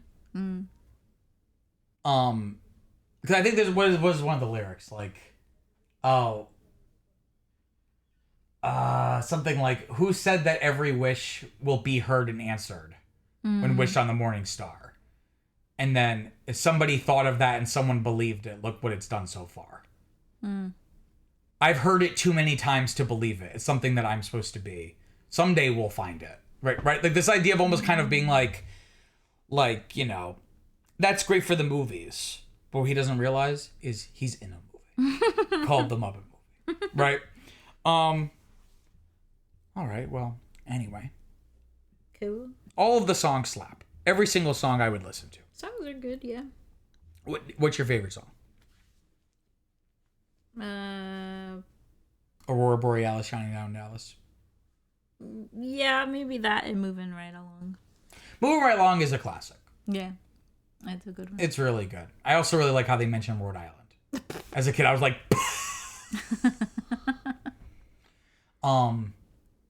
but again, like there's other songs like, the song Gonzo sings in the desert. Like that's also very like Can you earnest. picture that? Can you picture that? Is that your Dr. Teeth impression? Yeah. You just sound like a little girl doing a deep, like an adult man voice. Can you picture that? Can you picture that? That's what you sound like. You think you're going, can you picture that? But really what you sound like is, can you picture that? Oh. Anyway, I'll get off this Ernest thing. I guess. No, you can talk about it. I'm just saying, like, it's weird if you love the Muppet Show and then you watch the Muppet Movie and they're in the desert and Gonzo is singing like this most like abstract, touching, soft ballad with no irony or like there's no punchline. It's like just Gonzo. But I'm saying He's just a sentimental guy. But he's not a sentimental. That's what I'm trying to say is that's what makes this movie so revolutionary. That I guess after watching Muppets from Space, I think of him as a sentimental. Yes, but this movie walks so that movie could run. That's true. Is what I'm saying, right? Like that's like it'd be like I'm trying to think of like a comparable example. Like remember those? Ooh, listen. I hope you heard that. Vivian just like cracked her neck, or even it sounded like her shoulders, like it was deep. It'd be like. I believe you. Oh, it's not about believing or not believing. I'm giving an example. Oh, sure. It's called a conversation. You ever hear of those? Do they do those on your planet where you're from? Need an example? I guess When the not. example is the example itself. So why? That sounds like a fortune cookie. Well, I'm trying to think of stuff, but I'm kind of dominating because you don't really have much to say about this. I know, I'm sorry. I think you're just hungry. Hungry? I don't know. It's just they're Muppets. Oh, here's a question. Who is your favorite human cameo? Like celebrity cameo? Oh, celebrity? I don't know. Yeah, like the cameos. If it's not a celebrity, it's not a cameo. No, This is a background actor. Which ones are the cameos? In which of people that are like people that aren't like, they all famous? a random actor saying something is it gonna be? I don't know. Oh my frick. Okay, well, how about the ones you know are cameos? Okay. Oh my frick. I wonder if I can name all the cameos. There's the Oh, wait, look the at the poster. Just look at the poster. The poster is right there. Just look at the poster then. Where did he go? I lost his name. This is riveting. Why Why don't you just point to the person that all the faces are up at the top? Mel is funny. I was gonna say Mel Brooks. He's funny. The El Sleazo Cafe has a lot of people. That's like it's like the Star Wars Cantina. It feels like we were saying. Oh yes, there's the boy. The boy Playing the piano. Paul Williams. Yes. The boy. He was a man. Look, The boy. The boy who made the songs. The man who made the The song. man who made the songs. Whatever. The boy. He's He's just a little boy. Where is Richard Pryor? He's the guy selling the balloons. Oh, that's right. Yeah. I know you hate the Steve Martin one, which is that might be the best one. I don't really know all these people. Actually, no, the best one's probably the Mel Brooks one because it actually is like part of the plot. And he's silly. Whereas silly. like with Orson Welles, like it's cute. Who? Orson Welles? Oh, it sounded like you said Orson and Welles. I was like, who the hell's... No. He just has the one line. He just says, Miss Tracy, prepare the standard rich and famous contract for Kermit the Frog and Company. Exactly. Named Lou Lord, obviously off of Lou Grade. Who I guess also smoked like a big cigar. Oh, really? I think, or something That's funny. like. I'm trying to think all these other people. Now I know that Dom DeLuise is the agent in the beginning. the grandpa from. Didn't you say he's the grandpa? No, he's the real life father of Sam. Real life father of the dad from Wizards of Waverly Place. Okay, yes, that makes sense. And then I don't know these other names. That's okay. Sorry. It's all right. You did not come prepared for this episode. I do know the name Bob Hope, but I don't know. He was the guy giving the ice cream. Oh. That's all. I don't know. Oh, and there's that. I think you already that answered. You don't have to. crazy You don't need lady. to. You don't need to name them. Well, all if there's you the don't. wild-eyed lady too. And so it's Myth. Oh, I always forget her I name. don't know her name. Oh, Carol Kane. Oh, yes. I'm pretty sure. Yeah. I recognize her.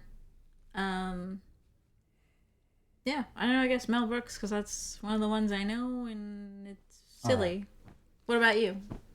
I already said I think Mel Brooks. Oh, okay.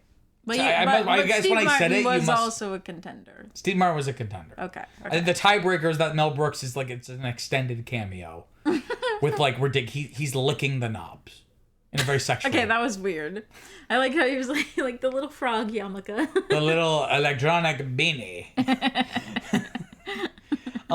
And I guess He's like, when a German scientist tells you to hold on. your hat is not casual conversation.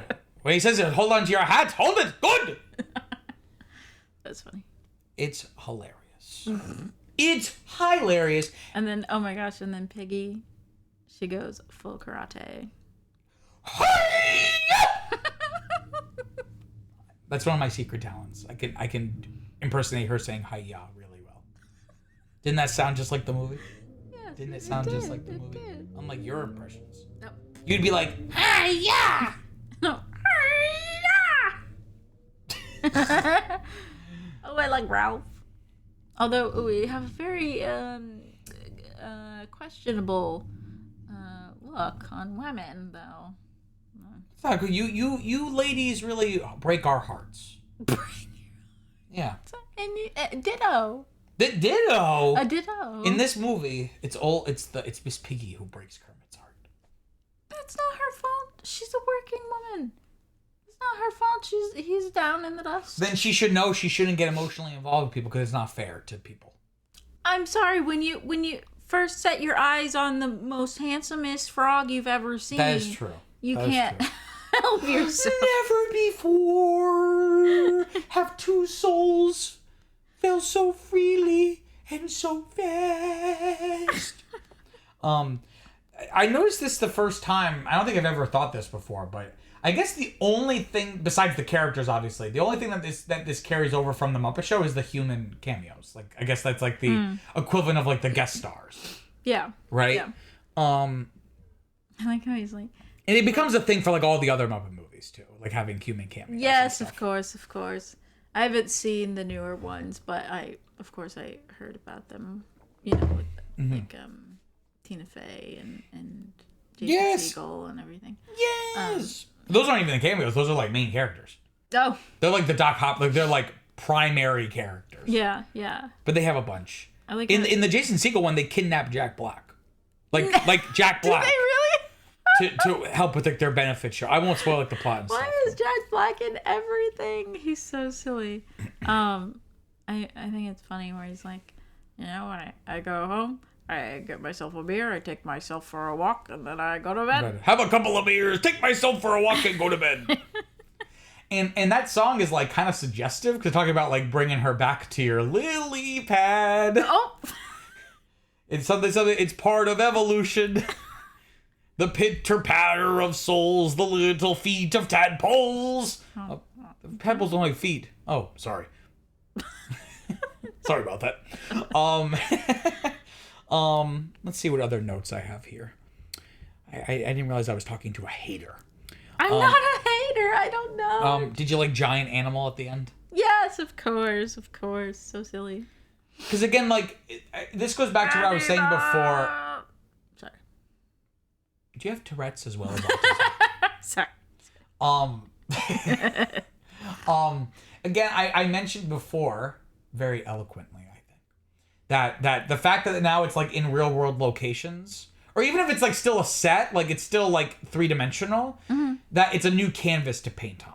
Yeah. Right? So like I feel like this the Giant Animal really encapsulates that. Like that's just something that you would have even you could never do or would have even thought to done because the structure and nature of the Muppet Show would never have called for such a moment. Mm-hmm. Well, and I read the trivia bit, and it's real. Mm-hmm. That's crazy. That's incredible. Wow. Because even as a kid, I was like, it was almost scary as a kid. Yeah, he gets very big. Yeah. He eats the big pill, make big pills. Instagrow pills. Instagrow pills. It's funny because they're introduced really late in the game. Like really like they really just threw them in so randomly. Why are they in a deserted town? Perfect place to do science experiments. Everyone knows this. Also, if it's pill based, how do they grow a prune? Maybe they emptied the powder or whatever, powder and on like, it. yeah, or rather, it started as a cream and they turned it into pill form or Oh, something. maybe. I don't know. Anyway, I wrote it's very cinematic. I also wrote the ending is the best ending ever. Because Them singing? like the whole here's why. I'm about to learn you, okay? Get out your pen and paper and start taking some notes. Okay. All right? Because the end once basically they get the contract and it cuts to them in the soundstage, I almost see it as like allegorical or like it almost like transcends diegesis and becomes almost this like transcendent moment where it's not like we're literally like whereas everything else we were watching was like literally happening. Whereas like what are they making? Are they making a movie? The set, yeah. But a movie? Yeah, they're making a movie of the movie. Remember? Within the movie. Yeah. So it's like 3 levels down. Because you see into like the cutout of the balloons and Gonzo's like on it and stuff, and there's like the. But it almost is like symbolic, almost. Like by doing that, it's not. I don't even read it literally as like. I think that's also true. I don't necessarily read it literally in that. Oh, they're now reenacting the events that they've experienced. But it's almost like becomes this like. The characters are watching the Muppet Movie, and in this part of the Muppet Movie they're watching, they are now making another Muppet Movie, and like we keep like going down these like layers of abstraction, right? Too much. What's real? Because it becomes more about again like that community coming together to like make something. Yeah. And again, this moment where like everything goes to shit and like they blow up the ceiling. But then like the rainbow comes in. Yes. And it's like I've seen this movie a million times. I can't describe to you what the fuck that's supposed to thematically mean. The Rainbow Connection? No, but I'm saying like okay, so they fuck up and like they blow up the ceiling, but then a rainbow comes in. Like what is the Rainbow Connection's a word. I'm saying the theme. Like what is the statement? It's what the Rainbow Connection represents, that they finally They finally have the means to do what they've been wanting to do the entire movie. What are you talking about? I'm saying you're looking at it very literally. I'm saying the specifics, the fact that everything goes to shit, but yet it is not just in spite of the shit, because of the shit. It's because they blow the roof off the place that the rainbow comes in. So I watched that moment, and like I said, I've seen this movie a bajillion times, and that is probably an underestimate number of times. I still cannot articulate what that is supposed to mean, but I feel it. Everything's gonna be all right. I guess if you want to just put it simply, yeah. But I'm saying it becomes like this almost transcendent moment, is what I'm trying to say. That if the ending doesn't even feel real to me, it becomes more about like, what is it like in art? Like where it's like, it becomes almost more impressionistic. Like it's not about what's literally happening, but like what is being suggested. What feelings are being suggested. That's the suggestion. Okay. No? Do you feel differently? No, but I think it's more that I don't know what it means. Okay. I think what you are saying is the best way to articulate it, but I'm saying it's something that is inarticulable, is my point. That it's this moment of transcendence. That the movie, because the movie within the movie stops being the movie within the movie and becomes the movie. Like the level, the sub level becomes the main level. Yeah. Right. And like reality breaks down is like what I'm trying to say. That like it becomes this like. That's a lot. That's what I'm saying. I fucking love it because there's like something mystical about it. That like they go through all of this, again, I don't know what movie they're making because they just start rolling and then they just start like doing like I don't even know what it's supposed to be. Yeah. But then it all goes to shit, and then the rainbow comes in and you hear just like the little piano melody. Super soft. Like I'm not a crier, but I get a little choked up. No. But I don't know why. That's what I'm trying to say is I don't understand what I'm seeing, but my heart understands, is my point. Right. I think they kind of express that in what they're singing, no? I think to a point, yes, but I'm saying it's like you're giving me one side of a cube, but by looking at one side of the cube, I can't see the entire cube. Is my point. Like you are describing something that is true, but I'm saying there's just something more. There's more dimensionality I to didn't it. realize there was a cube. There's a cube. That's what I'm trying to say. You're looking at this movie very, very surface level. I didn't realize it was magical. It is magical. That's what I'm trying to tell ye. Okay. And the best line, which was my Twitter bio for many years. I don't know if it still is. See, Viviana is scoffing. She just furrowed her brow and is laughing. It's just... Yeah, you just said something funny. That's what's funny about that. That you had a line from the Muppet Movie in your Twitter bio and you don't even know if it's still there. I'm saying because unless I changed it when I became an adult, but I don't think I did. Okay. But you're scoffing because like, really? The Muppet Movie? No, it's just like, that's very on brand. Why are you offended right now? Because you're it was a scoff. It was not a laugh, it was a scoff. Okay. It was the line was, life's like a movie, write your own ending. Yes, exactly. So it's like this really empowering, like again, it stops just being about, oh, they want to make a movie and they get to do it. Like it becomes this transcendent moment. It's like about life. I know. And I talked about how it's like an analogy for making a movie. But in a lot of ways, I told you this, in high school, I went to Catholic high school, and senior year I was in a Catholic doctrine class. And I forget what the point was. I think we had to like pick a story or a movie or something and like talk about, I forget what the prompt was.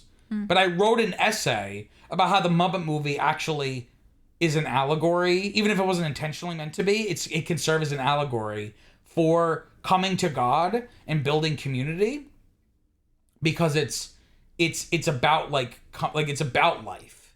It's not just an allegory for making art. It's an allegory about living life and about like coming together to arrive at some kind of goal. For them, it's making this movie, but for human beings, it's finding the ultimate goodness of life. You know what I mean? And like, and not only that, but it is through others that you achieve that. Is my point. Yeah. Right. So there's something just really special about that ending. And in a lot of ways, because the rainbow comes down, it's like this very beautiful, especially contrasted the cacophony of like the music's going to shit as like they blowing up the soundstage. Yeah. And then you get this beautiful, just little piano melody. And then we cut to a tight close up on Kermit, and he starts singing the lyrics, and then we start to slowly pan out. And it really feels like the summation of Jim Henson's legacy. Even if the Muppets continued on. Yeah. That moment of pulling out, okay, not just the community that we saw where it was like maybe a dozen or 24 people. It's, what would we say, 250 Muppets? Yeah. Like, yeah. Like, it almost feels like if they never made another Muppet thing after this, would be like the perfect Muppet finale, is my point. That it really is the most... It captures something about the human condition that the Muppet Show just does not have the capacity for. That's my thesis here. That it's just... And that's why the movie is it's so great in a vacuum, but it's doubly great when you consider doing this movie the way they made it. Even if I'm overreading into things, even just like on a surface level, so many of the choices are not the obvious thing you would do. The obvious Muppet Show movie would be maybe something like this, but again, like they're working towards making the Muppet Show. Yeah. Or even something like the Jason Segel one, which, spoiler alert, basically the premise is the Muppet Theater has been closed, but it's still like in the hands of the Muppets, but it's getting bought by an evil billionaire or whatever. Mm-hmm. So they have to do like a benefit concert to save the Muppet Theater. Yes. Right? Yeah. Like that's like a more obvious thing that you would do. Like, okay, we're making a Muppet movie. So I just give them kudos for doing something just so unexpected. And not only unexpected, but doing it so well. Yeah. You want to hear some trivia? Yeah. Okay. In September 1978, Edgar Bergen, Henson's idol, who appeared in a cameo role, he's the guy with the puppet, the ventriloquist dummy. He died shortly after completing his scenes. Henson was asked by his family to say a few words with Kermit for his memorial service. Henson agreed, and he attended Bergen's memorial service for its speech. Henson dedicated the film to his memory. I think you saw that in the credits, I think. Like, dedicated to Edgar Bergen. Moving right along, Never Before, Never Again, and I hope that something better comes along, were shortened in the film compared to their soundtrack versions for continuity purposes. The latter, a duet between Rolf and Kermit, contained references that the studio considered too mature for children, although the song appeared complete in the British theatrical and home video debut versions. Yeah. It's a little sexist. No, I think sexy. What they're talking about. I don't... Both.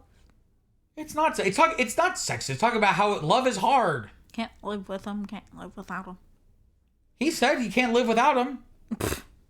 When Animal accidentally eats Dr. Benson Honeydew's Instagrow pills, he memorably balloons through the roof. Jim Henson refused to use a normal puppet on a miniature set to accomplish this effect, so his crew had to construct a gigantic animal head that measured 60 feet. Oh my. That is crazy. Cinematographer Isidore Mankovsky said he enjoyed working on this movie because, quote, no one complained about the light in his eyes or how long he had to stand in. He just stuck them on a pole. And the puppeteers were really nice guys. When I asked Jim Henson to move Kermit the Frog to the right a little for a better frame, Henson wouldn't answer. Kermit would. Like, he would just move the mouth and use the voice like, oh, okay, sorry. That's it. I guess you have to be in character, right, to really get into it. The song, I'm Going to Go Back There Someday, that's the one Gonzo sings in the desert, was one of Jim Henson's favorites, and Gonzo's performer, Dave Goles, performed it at Henson's memorial. See, that's what I'm saying, is that it's songs that could be sung at a funeral. That's my point. Do you see what I'm saying now? I see. I hope that something better comes along as a rare duet between Rolf and Kermit, because Jim Henson usually performed both characters.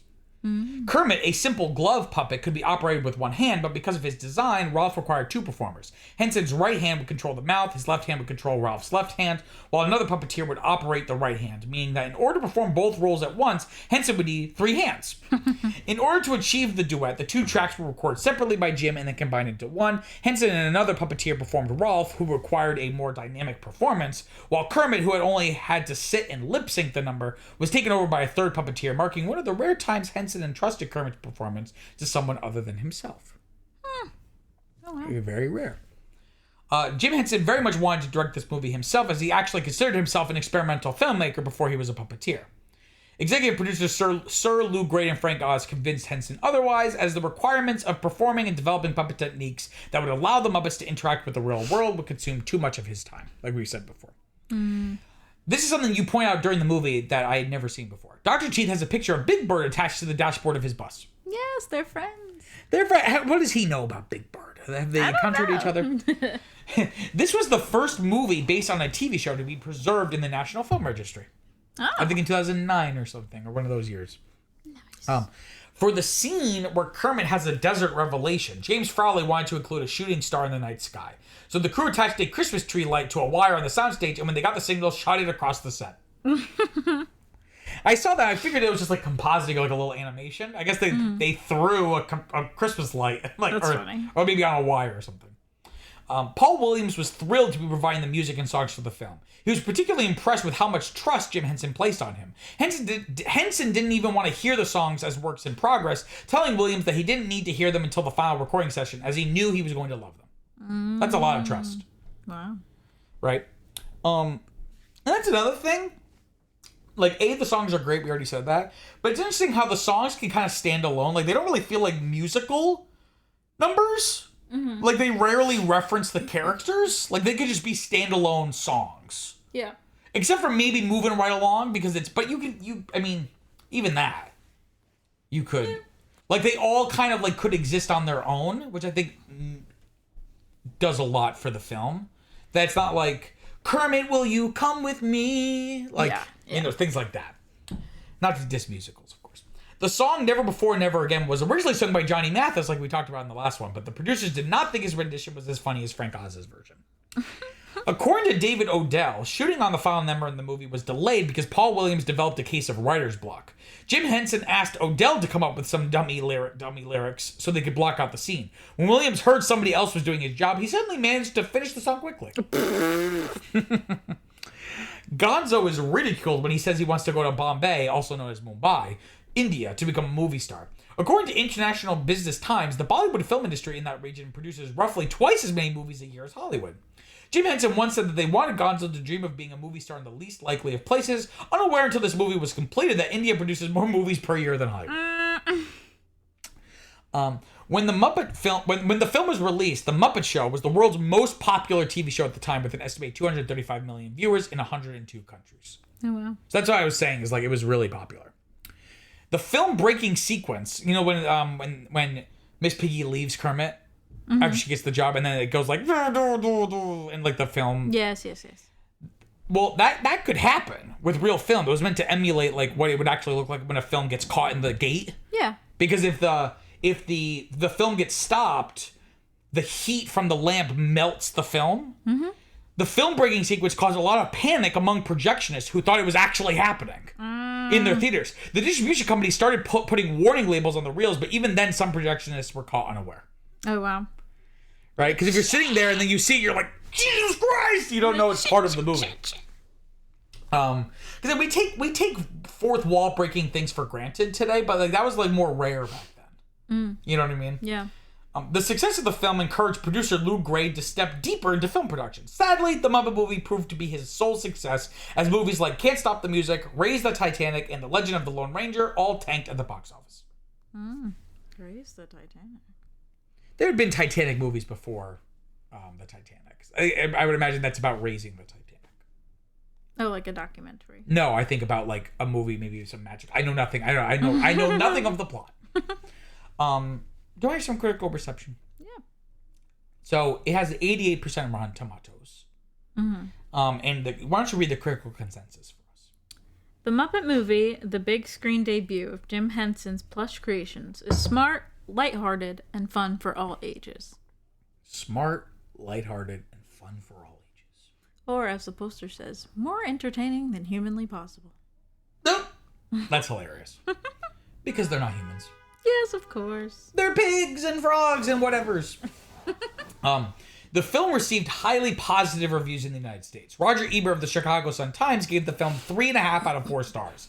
In his favorable review, he was fascinated that, quote, the Muppet Movie not only stars the Muppets, but for the first time, shows us their feet, end quote. Vincent Canby of the New York Times offered equal praise, stating that the film, quote, demonstrates once again that there's always room in movies for unbridled amiability when it is governed by intelligence and wit, end quote. Gene Siskel of the Chicago Tribune gave the film 3.5 stars out of 4 and called it, quote, surely one of the summer's most entertaining films, which does a fairly nice job of trying to be all things to all people, which is not an easy job, end quote. Rex Reed in the same newspaper reacted more enthusiastically to the film, if that was even possible, remarking that, quote, if there's any doubt, the Muppet Movie will make believers and fans out of the worst pessimists. These lovable characters are so real and so endearing that I was never aware of the human hands making them work from mysterious hiding places. The Muppets made a wide-eyed child out of me, and I hope they continue to do so until I'm in my wheelchair. End quote. In the United Kingdom, though, it received mixed to positive reviews. Tim Radford of The Guardian called it, quote, another film spun slightly longer than it should have been. It's so short! Adding that, quote, the humor remains decently dry and self-deprecating throughout. On the other hand, there isn't nearly enough of it, and a good 40 or 50-minute idea is padded to the obligatory hour and a half with songs, travel log, flashbacks, and a certain amount of mooning about, end quote. What flashbacks? The whole movie's a flashback, I guess, but that doesn't count. Maybe Tim? Flash forwards with Never Before, Never Again. I guess so. Those are even more fantasy. I think he's just off his rocker. That's what I think. I think he's clinically insane. If you're still out there, if you're still kicking, you're listening to this, I'm calling you out. Oh my gosh. in terms of more modern reaction, Letterboxd has a 4.02 out of 5. So again, very, very well beloved by modern people. You're just a hater. I still like it. Yeah, but you're supposed to love it. Oh my god. I found some funny reviews. Are you ready? Yes. Don't read them before I say them. I'm not. Okay. Ashton writes, my heart will never be as full as it is watching Kermit the Frog, spelled T-H-E-E, Kermit the Frog, step out of a saloon with his little boots and spurs and a cowboy hat. No. He does look so cute in his little boots, though. Because he's a man. He's like man to frog. We're going to settle this. Yeah, but he looks very cute in his little boots, though. He does, because he's a cowboy. But he's also a frog. Hey, but here's the gag. He's a frog. Sam Cohn writes, forget Infinity War. Kermit and Fozzie bumping into Big Bird on the way to Hollywood is the most ambitious crossover event in history. As a kid, I also loved that. I was like, my God. Sean Gilman writes, aspiring to be Ralph the dog, but in reality, more of a Swedish chef. Very true. I talked about it being... The film was nominated for Best Original Score and Best Original Song at the Academy Awards for Rainbow Connection. While the film won neither award, the AFI named Rainbow Connection the 74th greatest movie song of all time in their 100 Years, 100 Songs list. Okay. And I looked up, I was like, what song won? It was like some random... Like, this is like one of the most iconic songs in Hollywood history. Oh, it was just like a random song? From a movie... From that year, but it hasn't stood the test of time. Like how Citizen Kane didn't win Best Picture. It was a film called How Green Was My Valley. That I guess people have seen it as like it's a pretty good movie. Exactly. Viviana just went. Never heard of that. That's what I'm saying, right? All right, Viviana. Favorite part: scene, character, actor line. The band. The band. Do you like when they say "Aurora Borealis shining down Dallas"? Yes. Do you like how their church dances too? Like it's wiggling and it's like flapping open and closed. Yes, when they make the car so colorful. Oh, but I also like Fozzie too. You're like, oh, but I like Fozzie too. Oh. But I also love Kermit and his little boots. Unfortunately, you can only pick one thing. I think the band is the most fun. Yeah? Yeah. Do you like when they read the script? Yeah. They don't look like Presbyterians to me. They don't look like Presbyterians. Because it's funny because Fozzie does the voice and then literally 3 seconds, like it's like not that long after we get the flashback. Yeah. Interior church day, Fozzie, they don't look like Presbyterians to me. Too silly. Oh my gosh. And I like how he's like, I'm so wide awake. And then that's how they get to paint the car and stuff because he's sleeping.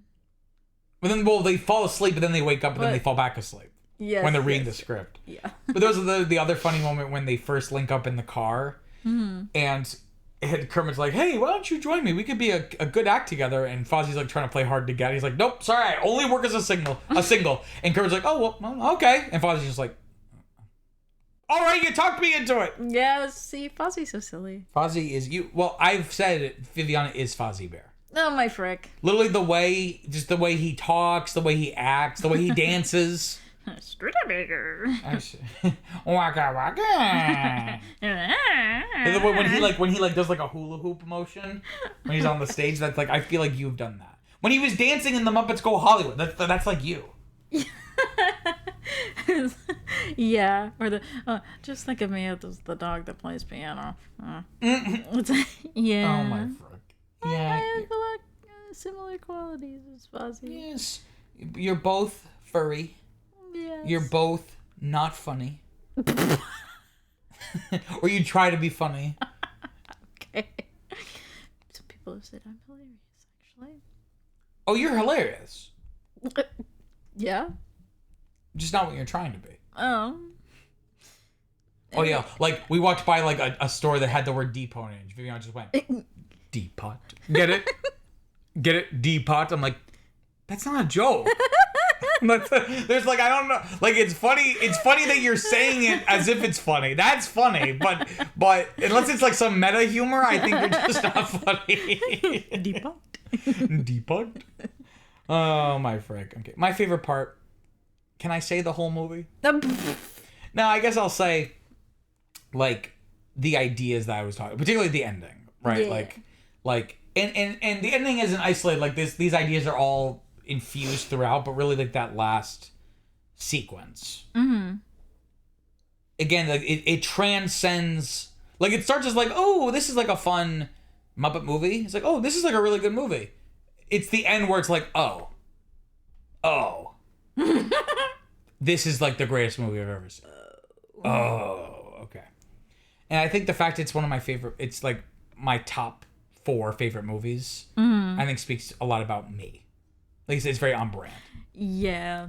So, yeah. I like to see myself as a Kermit. You know, as a director, you bring people together. You know what I mean? Yeah. You're just not the straight man. I'm very straight. in all ways. If you know, my back is straight now that I had spinal fusion when I was 16 years old. That's true. So I am a straight man. That's true. Well, if you know Peter personally, you know his personality, and I think it's explained by the Muppets. You know. Now here's the chicken and the egg. Do I like this movie because of my personality, or is my personality the way it is because of this movie? I think maybe both. You were greatly inspired by the Muppets. So you're saying there was a fork in the road, not a literal fork in the road like in this movie, but there was a fork in the road where I could have not been like this, but it's because I saw the Muppet movie, or was I already pre-conditioned to love this movie because I was already weird? Is my point. It just further cemented. It was like kind of both. What yeah. was inside of you? Yeah. Oh, okay, Viviana. I need an answer right now. 1 to 10. What are you giving the Muppet Movie? Ooh. You can give it whatever you want, and we know it's a 4. A 4? Yes, we know you hated this. I do not hate it.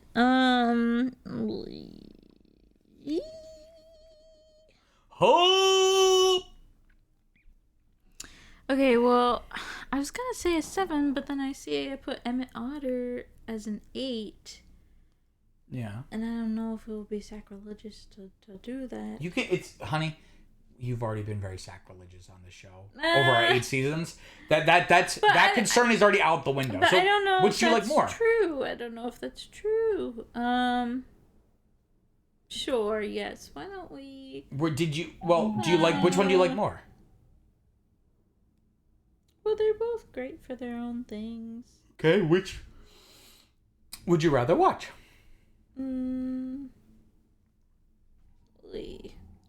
Oi. Okay, we'll just give it a 7, and then we'll put it right under Emmett Otter. Okay. And... Okie dokie. So right under. Although I do love the songs in the Musicians of Bremen. Oh my frick. Do you like the songs of the Muppet Musicians of Bremen? You like those songs more than the Muppet Movie songs? I guess not. They're just funkier. No, this one is a good one. This one is solid. Mm-hmm. Okay.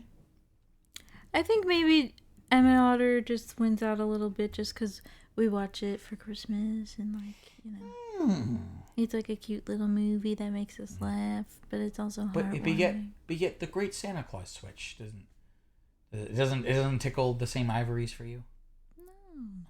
No. What? That's your number 4. I know. I'm just saying. And what? A 10? Yes, this is a 10. A 10. Because for me, listeners, a 10 is 9. a movie that's like a formative movie for me as a filmmaker. Like it is fundamental. Like, to understand me as a filmmaker, you need to understand this movie. So I'm giving it a 10. So it goes at the very top. There's only so many 10s. Yeah. Of my movies that I've seen. Yeah. Like, I think on Letterboxd I've logged like over 2,000 movies. Oh wow. I only have. Okay, let me double check. Should I put it above? Oh, Viviana's starting to get. She's indecisive about it. No, you know what? No. It's your first instinct is probably the right one. I have watched 2,195 movies. Some of those are miniseries or short films, but all of these out. 11, only 11 I've given a 10. Do you want to hear my 10s? Yeah. So these are the movies that like fundamentally formed my sensibilities as a filmmaker. Mulholland Drive. Really? That was the movie that made me understand what movies could be at NYU. It was the first semester. Weird. Okay. Star Wars Episode 3: Revenge of the Sith. Of course. The Social Network. Interesting. Citizen Kane. I currently have Infinity War, but that might kind of be like scaled back. They would still be one of my favorites, but I don't know if it's a 10 level. I think the hype is a little kind of worn off. But when I first saw that, it really felt like I had never seen anything like that before. West Side Story. The Dark Knight. Eternal Sunshine of the Spotless Mind. Really interesting. The Muppet Movie. Apocalypse Now. And It's a Wonderful Life. Those are my top. So if you take out Infinity War, those are 10 movies. Very interesting list. I know some of them, of course, classics, but then, or like I think you've seen all for those, you. No, I know. I'm not saying like like some of them, like right, like It's a Wonderful Life, Citizen Kane, like Muppets, like that's how you are known. But then like some other ones, I'm like, oh, that's like very interesting. Like Mulholland Drive, Apocalypse Now, things like that. Yes, and it's very diverse. Yeah. I just like a good story. Yes. And good filmmaking, you know? Interesting. But I think we've talked about movies enough. It's time to stop talking about movies and time to go watch Never a movie. enough. Because that's never enough. That's it for this week's episode. Now that's what I call franchise. Next week we'll be watching the next film in the franchise, also 1979. This is the third one now. 1979 film. Yeah, we're busy. The 1979 film John Denver and the Muppets: A Christmas Together. Viviana, where can they find us? Y'all can find us wherever you get your podcasts, and don't forget to follow us on Facebook, Instagram, and Twitter at Franchise Podcast. And if you have the time, leave a rating for us on Apple Podcasts, because apparently that helps. And if you have even more time, leave us a review too. We know you have many podcasting options, and we thank you for choosing us. Peace out, guys. Later, Gators.